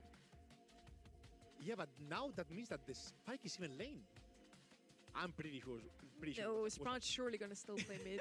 And Spike on the open? I think you can that Pierce 8-bit team is going to win. By this draft, so let's just head straight into the game and actually see what they're doing. If Pedro's confused, I'm allowed to be confused. So are you folks at home. The extra speed to go for Blue Star. So Jay Young already off to the races, making sure they grab that one. Carlos now establishing control in the mid. So KDS going for an immediate defense approach. They're going to be back down. But the one thing we've seen from 8-bit, if he can get a turret on the ground, being on the defensive side doesn't phase him too much. Yeah, right. They got the blue, now they need to retreat because it's naturally, right, the team that have the not the lead is going to be the one. Easy heister Rooney. How hard can Spike push on that piece? I don't know Sprout. I do know Sprout. Finally in a set 5 for the day. People at home been clamoring for it. I know Sunny is every weekend, and she needed one badly. S-Team and KDS certainly providing some entertainment. Unique drafts alongside it as well. Juan Carlos rocking the Sprout, something I didn't expect to see. Out of all brawlers that you would utilize to go grab a blue star, Jay Young in this current meta certainly wasn't that for me either. My bad. Yeah, I was gonna accept. My bad. a wall breaker to I was opening a what's it called? An angel drop. Is coming to what they just need to reach the spike. I didn't want it to close out. I wanted to claim it. They do grab it. As Coach Pedro I didn't mean to ready up. Sprout wall going up, castle being built, Bobby having to work along. I'll invite you after this game, Raven. A lot of supers going down, miss one of those shots, so it will be a takedown for STMN. The largest bounty they could possibly ask for. Patchy has the blue. He's a support brawler. We're playing Shooting Star as well. Against something like a Sprout, they need to find a way to work him towards that lane. Yeah, I mean, Same map. We see Patchy following the Sprout over and over everywhere. Sans is gonna suffer a bit everywhere he is because in this position where you are in the back. I'm going Nani You're though. gonna suffer a bit if you manage to have a turret on the left. Maybe don't, but with a turret, it's gonna be a tough last 10 seconds. All defense for KDS. 8 stars on their noggins, but Pain low HP can't push forward. Now Patchy looking for a cutoff. 310 HP is all that's keeping Juan Carlos alive. Makes one tap. That's crazy. Though it's a trade. W's. 4 stars is enough of a separation. KDS sitting a little more comfortably now that they're on match point. Yeah, I mean, we are gonna see the same game once again, right? They are gonna get the blue, come and be back. Then it's all about how the Jaehyung can hold the Sprout because the Sprout has a really good matchup. The Jaehyung with the speed can dodge a bit, get you, if you get range enough with the gadget, probably is gonna get the kill.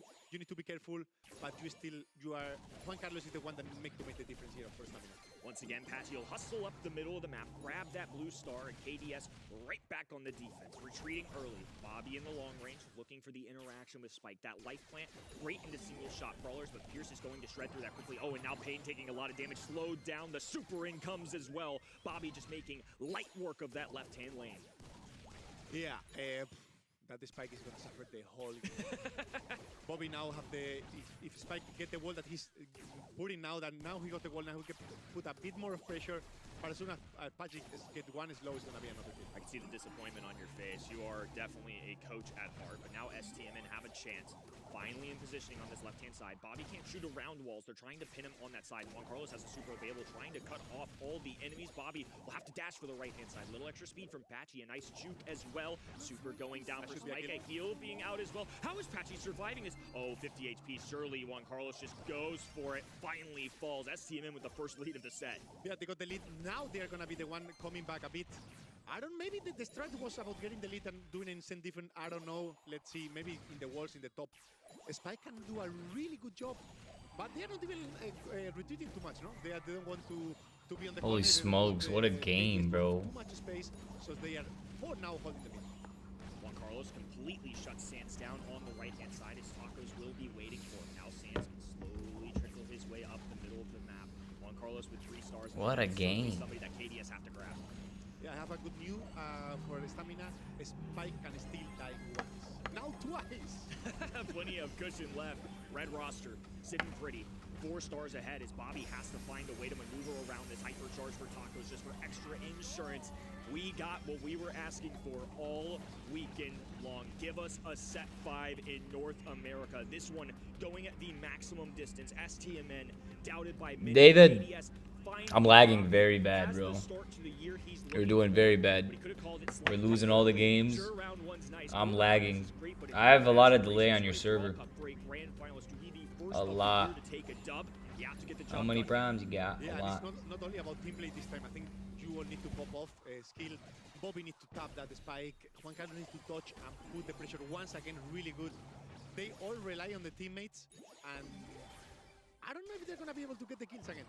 Shaky situation, but Juan Carlos in pain. Working this left-hand side. Patchy once again just hugging this little wall on the bottom side. Bobby now maneuvering to the middle of the map as Tacos remains unmoved. Still holding down the right-hand lane. Sans really hasn't been too much of a factor, I would say, especially in that game number 2. They've really been able to cut him out. The Sprout wall, of course, a big part of that. Yeah, KDS is swapping really good the lanes as soon as they see Sprout trying to attempt an aggression. And on the right, Sans against Tacos is pretty much frozen. It's more about the 2v2 on the mid. Maybe Juan Carlos can get the kill. Wowie. He's in a risky position, but oh, that is devastating. You called it. Should have been a kill. Patchy was dead to rights, and somehow he escapes what should have been a steel trap. Now he's dropping speed for his teammates. They're expanding. Certainly a little more confident than they were about 10 seconds ago. Yeah, it's true that still the objective for stamina is Patchy, right? His bag was winning this game. 2 on the blue, so he's still enough to get the win. So the objective of stamina didn't change even that kill was made. So same goal. Patchy with the That's a full star. W's. Has to be Stamina's main priority. Gotta feel bad though. They could be the ones sitting on defense, a little more comfortable, and now they just have to fully press on offense. Yeah, Juan Carlos, I don't know if he should play on the mid. He maybe I love how it's coming down to the wire with these guys. to make the move right now. Like they absolutely went all the way 2-2. Like wasted as much time as you possibly could. They cannot die. They cannot die. Look at their health, bro. Oh my goodness, Jae Young. Nonetheless, Bobby goes down so close to a perfect That's insane. start of the year for his squad. Instead, it is That's STMN insane. shocking North America once again. A poetic grand finals ahead of us. Old guard versus new blood. I have That- so many questions. That's crazy. How I called it, bro. Look at the Jae Young pushed up. Why'd he push up like that? The win was not because of him, but how did work? How that Patchy hold alive so long on the right, and who died? He's just eating cactus. Replay, please. And Pedro, you mentioned how the spike was suffering. He's just ADS eating didn't cacti focus for on dinner. the What's spike, going on here? And it was pain. Full to watch. Wow. Just wow. I mean, there were so many little interactions. Like, Patchy today has been an unbelievable player, especially playing What in the some sickness was that? alongside that. How many times did we call out Patchy should have died? Look at this right here. They lost like One disgusting goal, way. dead to rights. That's a moment where it didn't go well. But how many times did we see him in that little corner towards the end game there? My prediction was right though. Literally one I get goal across the XP. ball, but this Sprout I wall get another star drop. came in clutch. Nearly nasty work out of Sands to TP there and couldn't quite grab a kill. Patchy with 1,000 HP, but it's Bobby who's actually out of place. That's gotta hurt so bad. Yeah, I think he expected Patchy to die, so he wanted to get the refrag. Also, he had that white shield, so he wanted to use to time a bit to get the kill, but he don't get the kill and he died for the team. Yeah, He did makes not sense. get the refrag. That's the huge issue here. Oh my god. But yeah, Patchy more often than not survived. I already saw him dead and he somehow had a super available at the right time. Also held on to it at times, waiting for the automatic healing to kick in and then used it in the nick of time to still survive a good Sprout shot. All in all, Sprout to me felt like the most oppressive brawler. Pain in the end on that spike did have actually the most kills. Yeah, we need to talk again about that pain, spike of pain. He did the most damage. He did the most kills. I don't know if he was insane or maybe it was a problem of the enemies, because at this level you should be able to dodge the curveball a bit. You should be able to tap the spike a bit. I need to watch that again. I think he has the most kills because those curveball shots actually hate some of those opponents in the end. We want to have a look at our predictions. And Pedro, I mean, it was close in the end. I wouldn't, yeah, put too much on your card there, but you actually were the only one correct with this one. Yeah, I expected to them to have this weird playstyle that we saw, and that was gonna make the difference on this semifinal, and it did. Now we're at grand finals. You're picking STMN once again. I respect the boldness out of you. If you show us up on your first weekend in predictions, just kudos to you. You can have the popcorn bowl. I don't think I deserve this right now. This was also the grand final prediction, by the way, so you're also the only one who went with Stamina there. Also here, now we see Pedro actually Oh, he just got destroyed. No. I truly believe that this new This is the final game? Electors have what it takes, and you seem to think so too, Kenny. Yeah, I was rather confident with him. I think on event.brawlstars.com, I just had to pick them. It just felt right, and it's kind of along the lines of what I said earlier. I would rather be early to pick them winning it all than too late and watch them break out and regret it. I think this is a team that possibly could prove me right. Yeah, I think these predictions are going wild. I was the last one, the only one picking Stamina for finals, and yeah, I think I trust. I respect it. Let's have one more look also at our Who do you think is gonna be the winner? NA. This is the season opener still. We're in February. And yeah, Team Electors made it through to the grand finals. Star drops for I'm free. sure that most people that just tuned in here fresh without any knowledge did not think that Team Electors would make it all the way. Same goes for Stamina, Pedro. Yeah, I mean, it's a surprise on the final. At least for me, in the Games Electros, these new kids came really strong. They're gonna give everything to win, right? I don't know who the Jae Young was, but I'm disappointed in him. It's insane. But I think I have this belief that when you are this rookie, you cannot have this success too early. So I think in long term, it's not what you need. maybe the ego can hit hard. Maybe then when you lose, you don't know how to manage that failure. So I think they are not gonna win. I think the best is that they don't win. I love how you put it there. This anger they showed us really showed up in that match previously as well, as both of those teams now really want to win. They proved us today that they really want to win, and Reddy proved us once more that he is the man for your grand final. Renee. It's going to be back, yes, for the most exciting match, and we've been primed for this moment also. We saw an increasing number of sets played in each match. We had a bunch of 3-0s, then we had another set played. We got to a set 4, we got to a set 5, we got to a double match point even. So surely our grand finals are not going to disappoint. And now I hope you are ready for our grand finals. It's Team Electros versus Stamina. Who would have thought those two teams now standing in the February monthly finals? How often did we see any of those players in the monthly final, grand final last year already?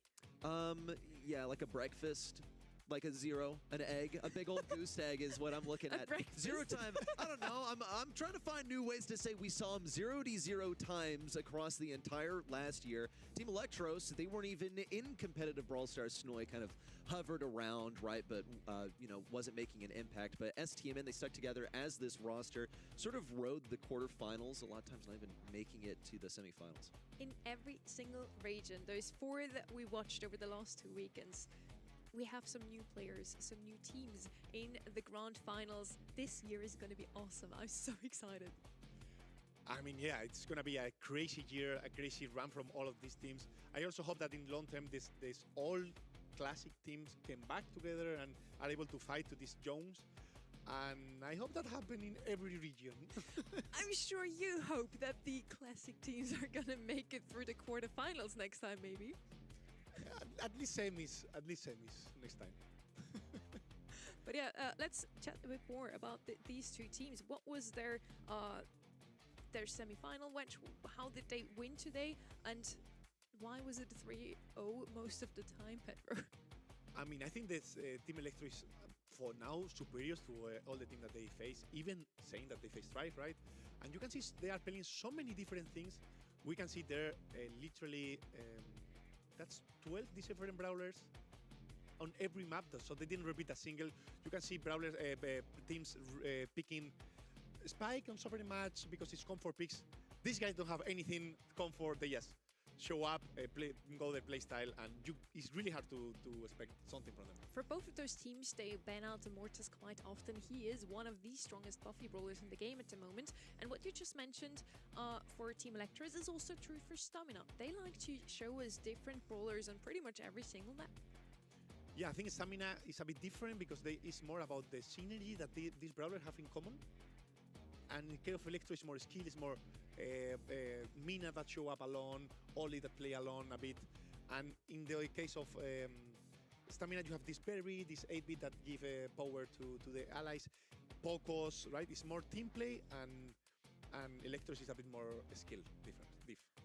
The folks at home have voted just as us. Let's have a look at what you guys at home said.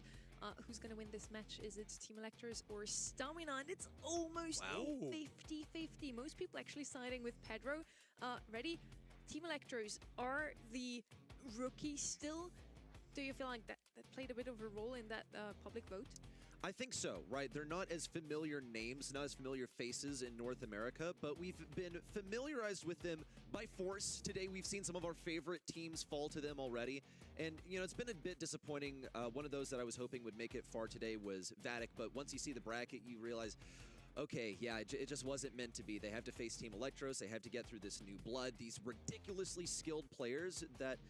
I think really what impressed me was their final set versus Tribe Gaming, where they pretty much skill diffed every single lane. It's like you put it, Pedro. It wasn't necessarily the team play that carried them there. It was their individual skill on those lanes on Bell's Rock. But now we are facing them against STMN, who, Pedro, you lauded them for their ability to play as a team. And I think team play can make you greater than the sum of your parts. That, I think, does beat individual prowess in Brawl Stars. And Stamina have just come out of their semifinals literally minutes ago. They definitely have the momentum on their side right now. Yeah, I wouldn't say how do you can you counter Team Electros. So I would just say to Stamina to play to trust on your playstyle, trust on your teammates, and play as a team. And probably you have more chance to beat these insanely kids. Goodness, KDS, man, I really thought they would make it through here, but leave it to STMN to take them all the way to set 5 and still land that finishing blow. This was pretty impressive here on Gym Grab. This is where it started to get seriously hairy. KDS, they were so close to finishing it here, and now even some comfort brawlers coming out, like Sands on the Sandy as a signature. But that final move, the Sprout, that was incredible on a brawler that's really not that good right now. The Stamina roster from 2025 sticks together also this year, and they're known for their Cinderella run at World Finals 25. First beating out none other than Zeta Division. Many people had them down as the winners of the World Finals. In the end, it was another team from East Asia, but not Zeta Division. They got knocked out by Stamina as well as Papar Supermassive. Yeah, I mean, Stamina was this team that literally sneak into World Final, and they did an insane round no one expected. They are the team of the crowd for sure. And but they need to prove it again. They need to prove that there was not a 2 days, two lucky days. They are good enough. They know the team plan. They know the game plan, and they need to really show us that they are good enough.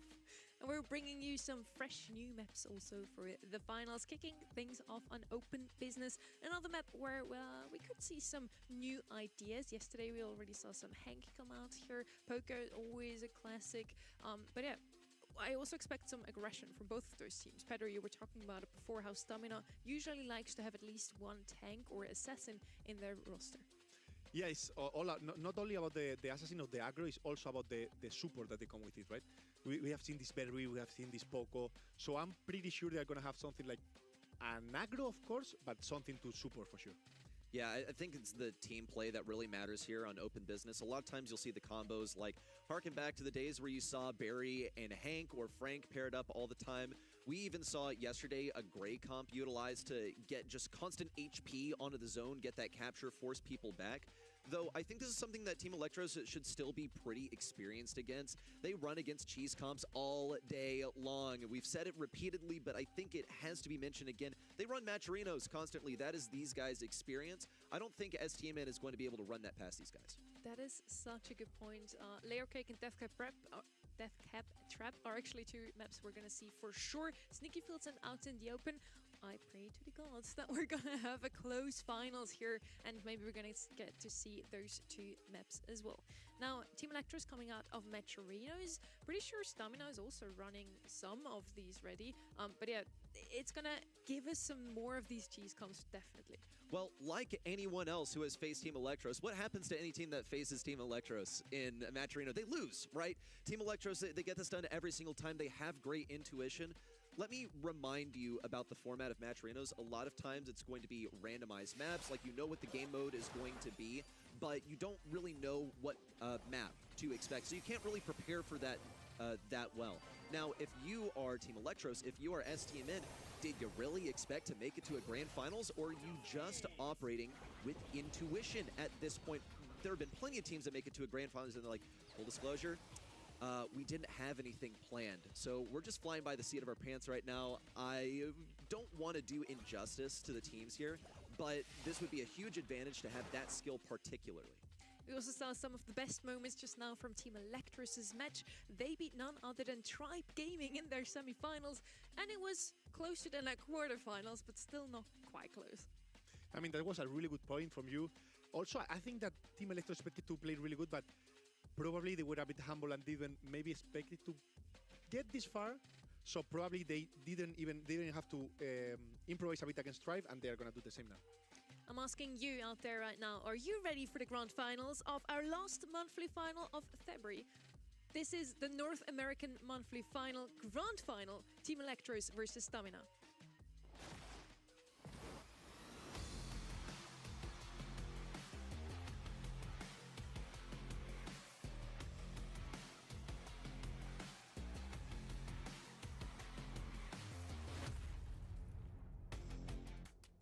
We are an Open Business. None other than Spike is showing up first in our draft.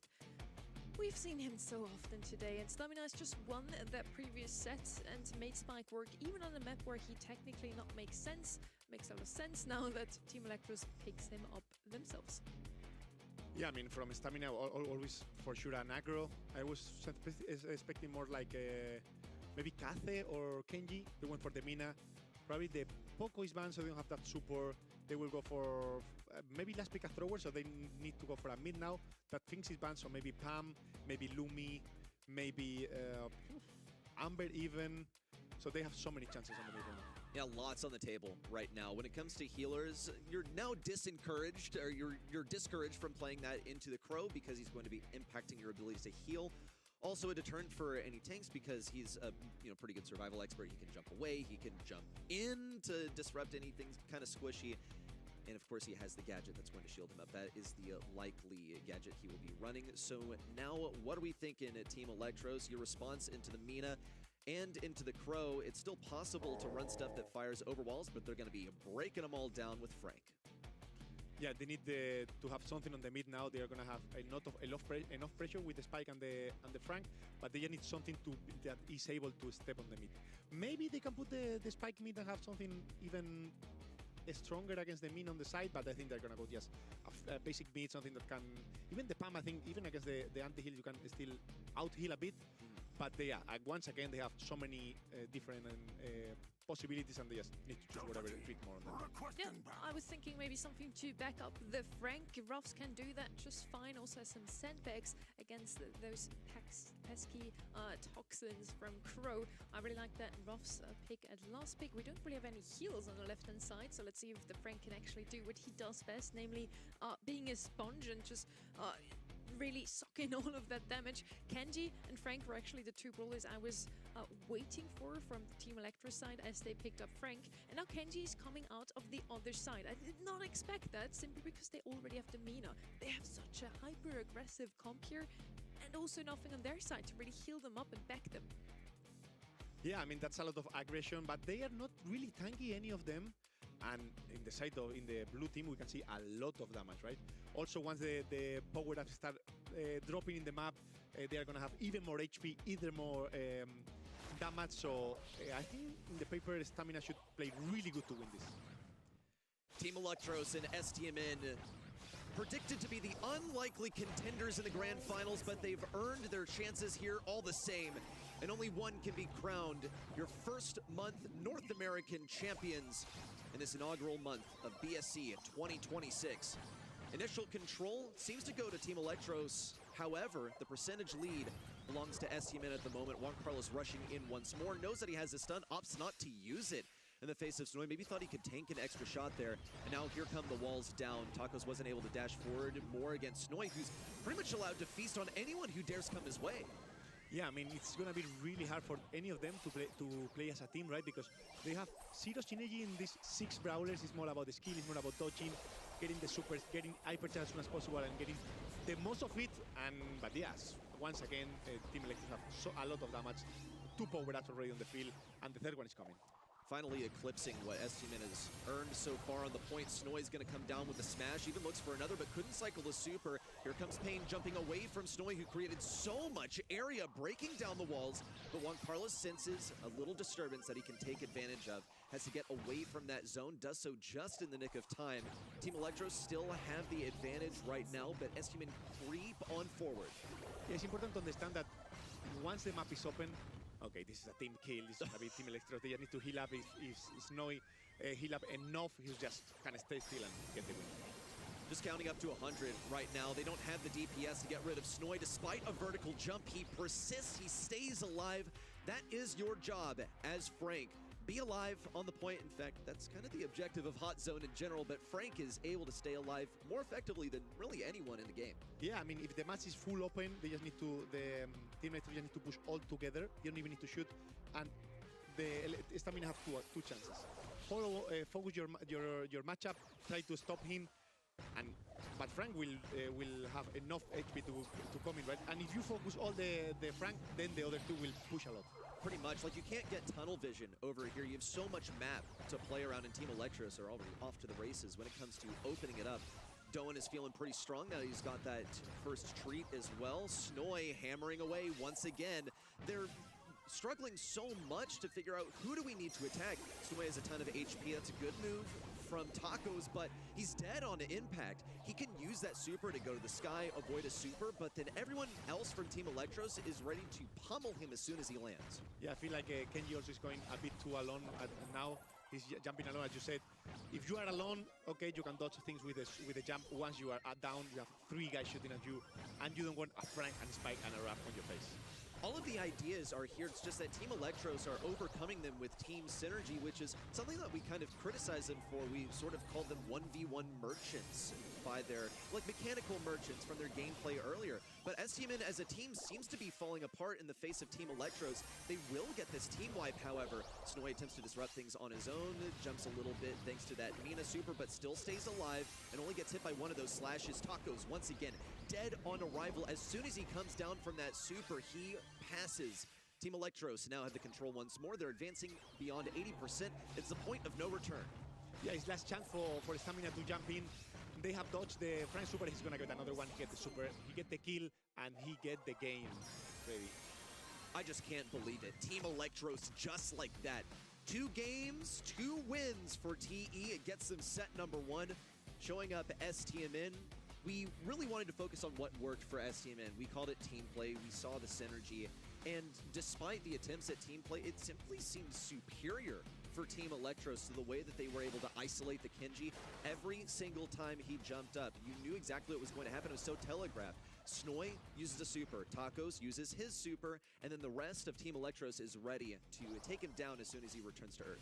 Yeah, I think with that last pick of Kenji, if I'm correct, they didn't respect the HP that the Team Electros has, and they didn't have damage enough to take them down. Pretty much. Team Electros, set number 1 already is looking ridiculous, and here are the stats. My goodness. We talked about not respecting the DPS. Well, okay, how about Team Electros even showing up STMN in the DPS department despite being big old damage sponges? The young trio of prodigies takes set number 1 in our grand finals in NA, and a huge surprise to me that Spike, this bowler that has shown up in every single draft, either in the ban or pick phase, has technically done the worst. Just looking at the stats from his whole roster, Ruffs and Frank both way more kills. Yeah, I mean, probably if we had the assistant stats, would be much different. Yeah. But yeah, probably Spike was hitting all around. He'd be doing a lot of damage. Those 2 kills, was 2, right? 2 kills. Those 2 kills. I think it's not fair for him. But yeah, I mean, yes, it's a team game. Doesn't matter who get the kills, you need to get the game. I do want to note a little bit of a fun fact on the side. I checked the scrim rates of both of those teams. Team Electros had the highest screen rates from all of these teams competing in the monthly finals with, I think, around 68%. And then we had on the other side Stamina. How many percentages of their scrims do you think they won? Yeah, I think I remember it being something ridiculously low, like hovering around 40%, was it? 33%. Oh! And specifically into Team Electros, 22%. Oh, that's... But they're in the finals now. So Stamina, just like last year at World Finals, they know when it's time to show up, and they show up big time. Yeah, I mean, as we're going to say, Worlds, they have similar to around something around 30% of win rate, and they did insane. They are not doing insane so far, but I trust they will. I think scrims at this point just don't really matter. Those stats, scrims are there to also try out new comms, and maybe Stamina is just doing that. They try to confuse everyone in their scrims and they get underestimated and they pick completely different in the actual tournament. Scrims matter, but they also don't. I think it's really on us, you know, as professionals working in the space, trying to get some kind of analytical edge for looking at scrims and trying to deduce some sort of information from them.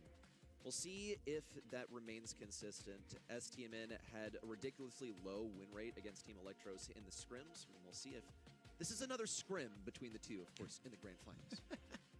Yeah, I mean, this map is insane, Layer Cake, Bounty. Now, I knew this map was coming. I was gonna add something like Shade, but we haven't seen it too much. But it's one of the bans, and we see the first pick of Cathay. Always good to grab the blue, always good to make the pressure always good to this last moment of the game when you can put the Sandstorm, you can put the dash on them and get those kills. It's a good start for Team Electros. Kaz and Kenji both show up very often on a map like this one. Spike also technically left open once more, so let's see who will pick him up. He might be picked up once more. Pierce, also one of those snipers that is so good on a map like this one. If you do want to go with the thrower, all of them left open, but it's so risky to go with any thrower early on, so maybe it's more of a last pick. If I would go with a thrower here, maybe Tick or Juju would be my picks. They're having to think about what that last pick will be. STMN, that is, they'll go ahead and snag Pierce, as you mentioned, Sunny. I don't think it's possible for Juan Carlos to have an open Pierce and not take it. I've seen him play it so many times. He loves playing these snipers. Of course, then you have Spike coming in. This one was wide open. These are the viable brawlers, but they were also lower on the priority list for Team Electros. They really wanted to get rid of Shade, Rico, Ali.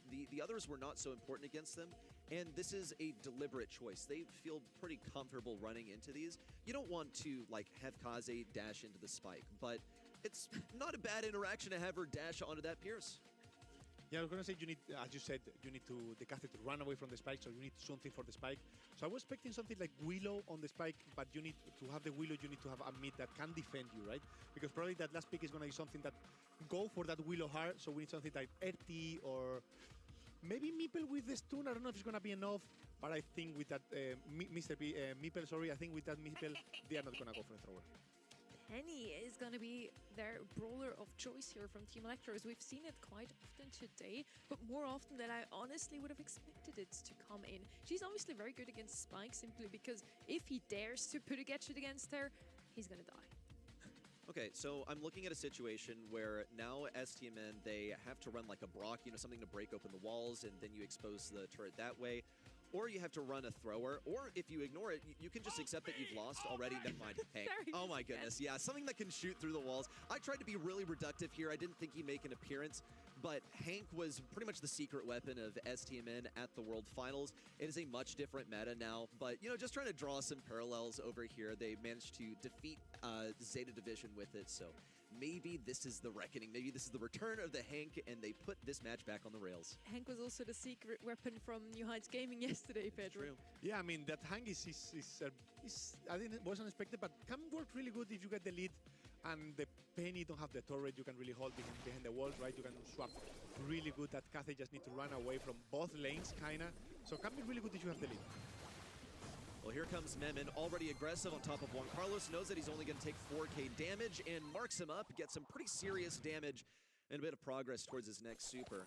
We'll see Tacos taken down pretty early. It's a 3-star lead for Team Electros at the moment. They knew they were going to get that blue star with Memon, but they actually opt not to play too defensive. It's good for them to fall back slowly because they need Snowy to sit up high so he can farm up that turret early.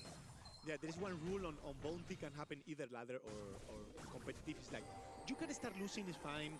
They're gonna get the blue star, maybe you get the star maybe a bit later, but you cannot be 7-0, right, so early. So that kill, for example, we saw a kill, I think was Taco dying, so unnecessary. It's really important for them not to give too many star lead, so when they need to come back, it's easier for them, right?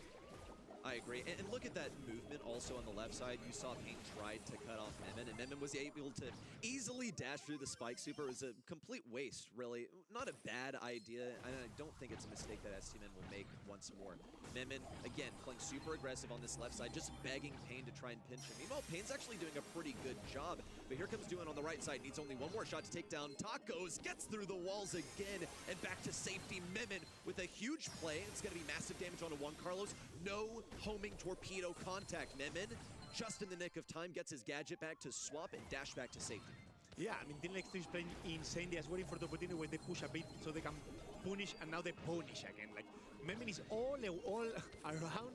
I remember that he was playing on the left. Now they have last 15 seconds ready. Counting down to 10 now. Juan Carlos stunned by the rage quit. Doan's able to throw yet another super over here. 5 seconds to go. Taco's the last remaining member of STMN. It's an easy kill for Memon. And would you look at how dominant that one was? It wasn't even back and forth. It was constant, consistent control from Team Electros. 18-2 at the expiration of the time. And I don't think this Hank was the solution. You saw Kaze pushing it constantly, and just Hank could really never get a grip on it. Yeah, but I think it's more about how the Kath is playing, right? He's playing like the hardest matchup that they have, which is the hand. They need to stop the hand from the push. If hand get the walls, then all stamina will push, and Memen is playing really good. He's just holding a bit, getting fit, and as soon as they stack, he dash, he get 2 dashes at the same time, and he gets the kill there. It's insane how they are playing. It's like STMN are having to learn how to play into this matchup, but it's costing them stars every single time. You see them trying something new. They send Juan Carlos really aggressive at first, and then they learn, oh, right, that's what we didn't go for. We were just going to pinch between the Kaze and the Meeple because we'd get stunned, and it might even happen again. Will they learn? Well, Memen knows not to dash forward this time. He wasn't quite in position, and it was good trigger discipline not to go for that move. We'll see a migration now. Memen getting super aggressive, pressuring Juan Carlos towards the back lines. Yeah, be careful now because Memen is the one that needs to put the pressure, but Memen is the one that cannot die, right? He has four stars and the blue on it, and they just need 3. So if Memen dies, it's either Memen dying or the other 2. So Memen needs to be really careful. He still needs to hold the hang. That is really important, as you said, but he's a really dangerous position right now. Okay, yeah, it's looking a little risky. Thankfully, he was able to heal upon switching forms. It's going to be a takedown onto Duin at mid, in fact. With 45 seconds left in regulation, STMN has closed the gap to just 1 star now. It's better than they were looking at this point in game number 1. And they also have mid control. So Team Electros are able to fall back on defense. This was kind of the plan to begin with anyway. They knew that they could fall back to this last layer of the cake, so to speak. They have 30 seconds to work with. STMN's just going to wait for this clock to run down, get as much utility as they can so they can fully commit on a push and not risk the enemies respawning and getting them on the retreat. Yeah, the push is coming now. They need to use some abilities to hold them, but that ability is not going to be forever. Memen with everything on the field. I don't know if they're going to get the kill. They're going to get some time. Juan Carlos is in a real risky position. That can be a kill. That's not the kill. Pain also really low, and they get the kill on Juan Carlos. This is going to be GG's for them. Team Electros, man, look at those spins. STMN know just what fearsome players they're up against. And Snoy's had this smile on his face since the finish of set number 1. In fact, I bet he's been smiling since the conclusion of his semi-final. It's like he can't believe that they're really doing this, that he's finally playing with this team in a monthly final, that they're gonna win it all. They still have to win 1 more set. But at this point, it feels like destiny that they take. Yeah, those last 15 seconds from Memen team was really good because normally you are last seconds, you can get the second set, it puts you in a really good position. You have everything on Kaze, Kaze cannot die, so normally you just stay back, hold a bit, but they are not shaky at all. They decide the last 10 seconds to put the hypercharge aggro, go to get the kill, to secure the win, instead of what maybe even super experienced team will do, that is just stay back and stay alive, right? They know exactly what to do, and it's like they really, truly, deeply understand how these interactions are going to play out before they even happen. Take a look at this. Juan Carlos was put on this torturous lane on the left side, but Memen played it so well, getting the majority of the kills for the team, as well as getting the blue star and hang on to it, playing aggressive with the win condition for the team, whereas most teams would get that blue star and then play defensive. He zags where others zig. We talked a lot about these creative picks, Hank coming in once more, and it did not really work out this time around, did it? This just seems to end like we started in NA. It's going to be another 3-0 at this point. Pedro. Yeah, I mean, this seems really good. They know, yeah, I'm super surprised because they are not shaky at all, right? They know they are superiors. They at least believe they are superiors, and then just taking the win. I was expecting you to say no, Sonny. It's not going to be a 3-0. No, I still believe in stamina. Stand by my prediction. Last set, last game, double point. Now that's a statement. We want to see a reverse sweep from Stamina. At the same time, I mean, I'm also happy for Stamina if they win their monthly final. I think that's the first one they are ever winning. So either way, I'm super happy for either of the teams that's going to win this one. For Team Electros, it just makes up for a good storyline, and we casters live for stories. Just imagine, we talked so much about Guesty, his first monthly final ever, he immediately wins this. We have a whole team that has never played in a monthly final, not a single player of them, and they would immediately win. That would be a great story. It's a new talent. I think really that story is unfolding before our very eyes. It's too early to call it. There's still more Brawl Stars to be played, but it's destiny, like I called it. It just feels right. It just feels like it's supposed to happen. You get a feeling at the beginning of the day, and I don't really think Team Electros are ready to accept it just yet either. I think Snoy is the only one that I've properly seen smiling. Snoy gets it. I don't know if the other two do. They're still locked in. They have one more set to win. Yeah, we see the double aggression pick here on the draft. Was the Mina first pick and the answer of the Lily. I think, yeah, you always need this in this meta. You always need this aggression on the gen grab maps, and they choose these two. What else could have been open? Ali is out. Crow, of course, is in the game. And what else can we see on the mid? I mean, not on mid, but Death Trap for me just screams Rafts every single time I see the map. So good on any lane. Mo is also something that shows often. And to your question, what could be a good mid? Pierce is left open. Mex is left open, and Gus. Those three would be the ones I would go with. I think you would also mention Pam whenever we talk about mids. That's something you like quite as much. As well. Yeah, I mean, Pam can be really good, but now we have seen that Penny is playable by this team, and Penny can really destroy the Pam. Erti? Okay, I expect the Erti, the NA Erti, which is the RBM Erti, right? This Erti that just pop the super, put the ass on the back and just walk straight forward as a tank. So maybe it can work against the Lily. I think only occasionally does a pick give us insight into what is going on in the minds of the players, and RT is a really, really safe selection here. I think STMN sense that they're losing their control, they're losing their grip over this match. Also going for the roughs to break open some of these walls. They know that they're playing something really, really aggressive from Team Electros.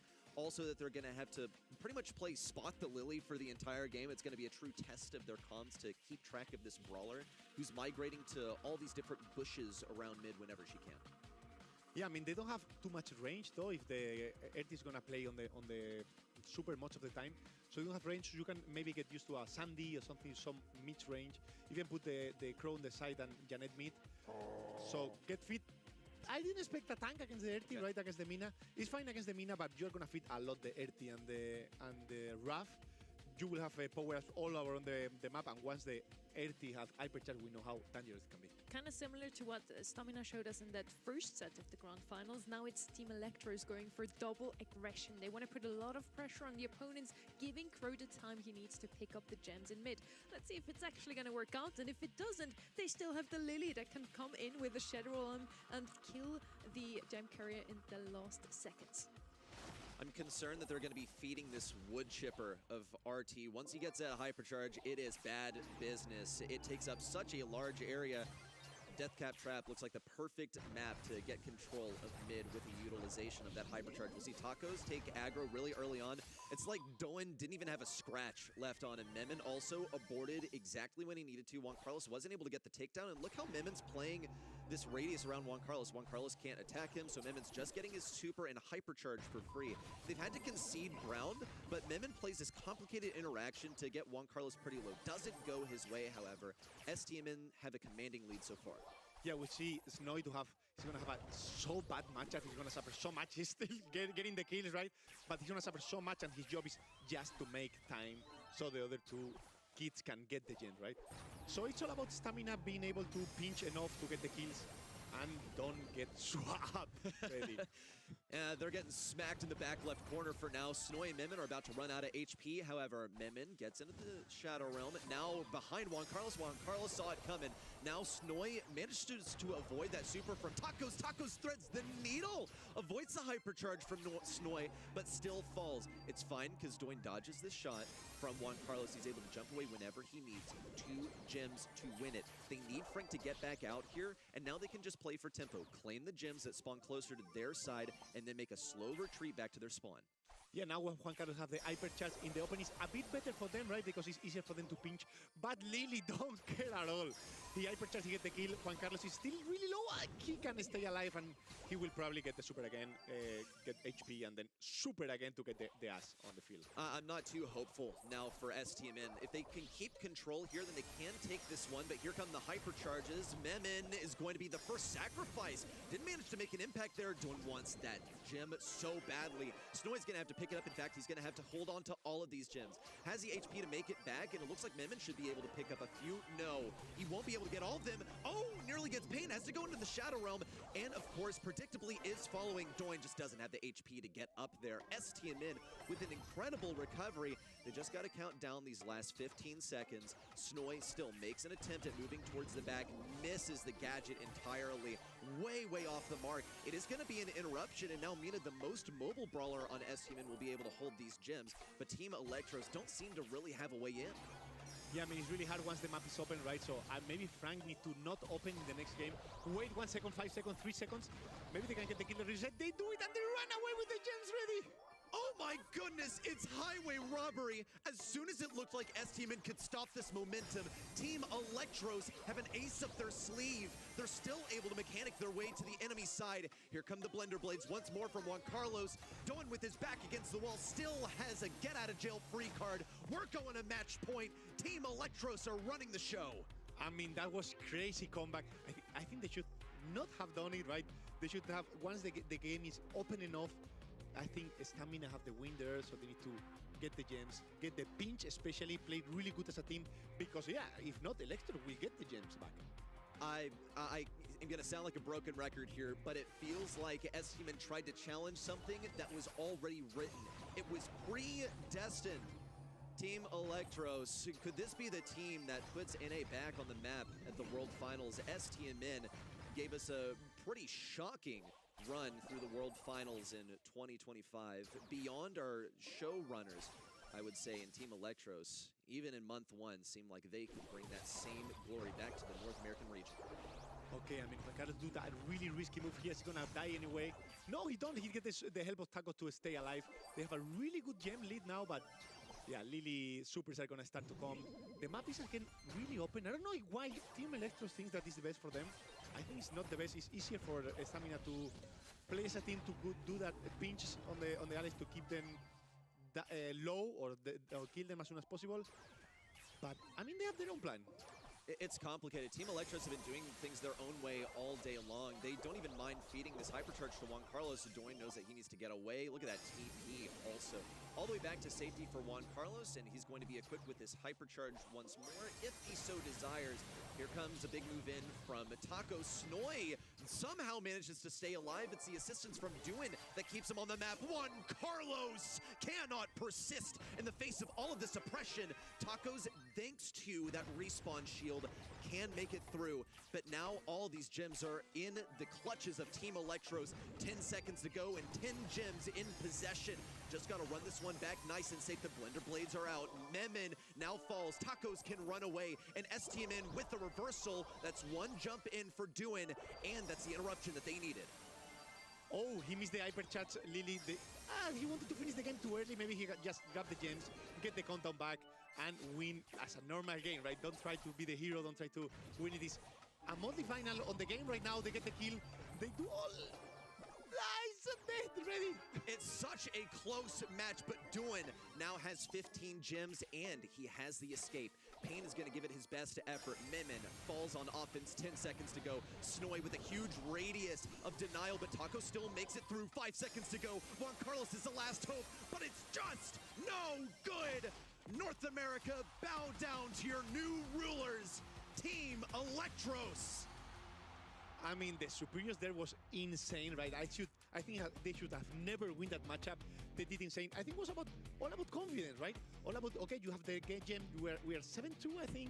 Don't worry, I have a Lily, I have a Frank with the worst matchup ever. I'm still gonna get the kill. I'm still gonna hit the gadget. I'm still gonna get my very first Monday final. He looked so sad for Juan Carlos. I am covered in goosebumps from head to toe. Please, what were those two photo finishes in these two gem grab games? I think the last 40 seconds of both of those we should actually clip and show again. It was a back and forth. We had so many resets, both teams playing out of their minds. And in the end, it's a 3 or 4 Electros. Once again, it doesn't really mirror how close this last set was. I want to ask of Team Electros, like, was this your strategy here? Do you know it was going to go back and forth so much that you'd eventually end up on top?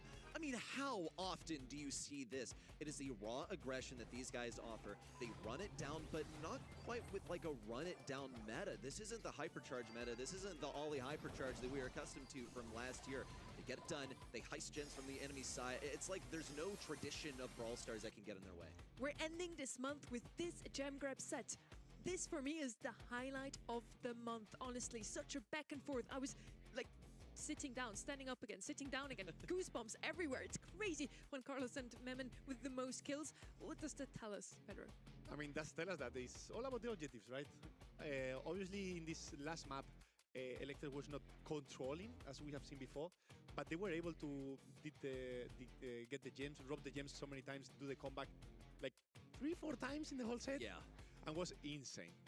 Ready, you as an American, how are you feeling seeing such a young team blazing through the scene?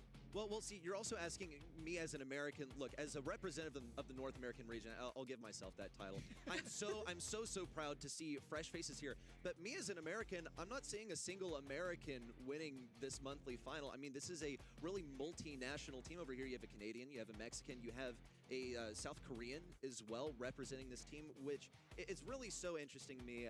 I think as an American, it's wonderful that we have such a multicultural country. We have such a multicultural continent as well. So some new countries running the show. Do you think they're just going to be as scary also in international tournaments?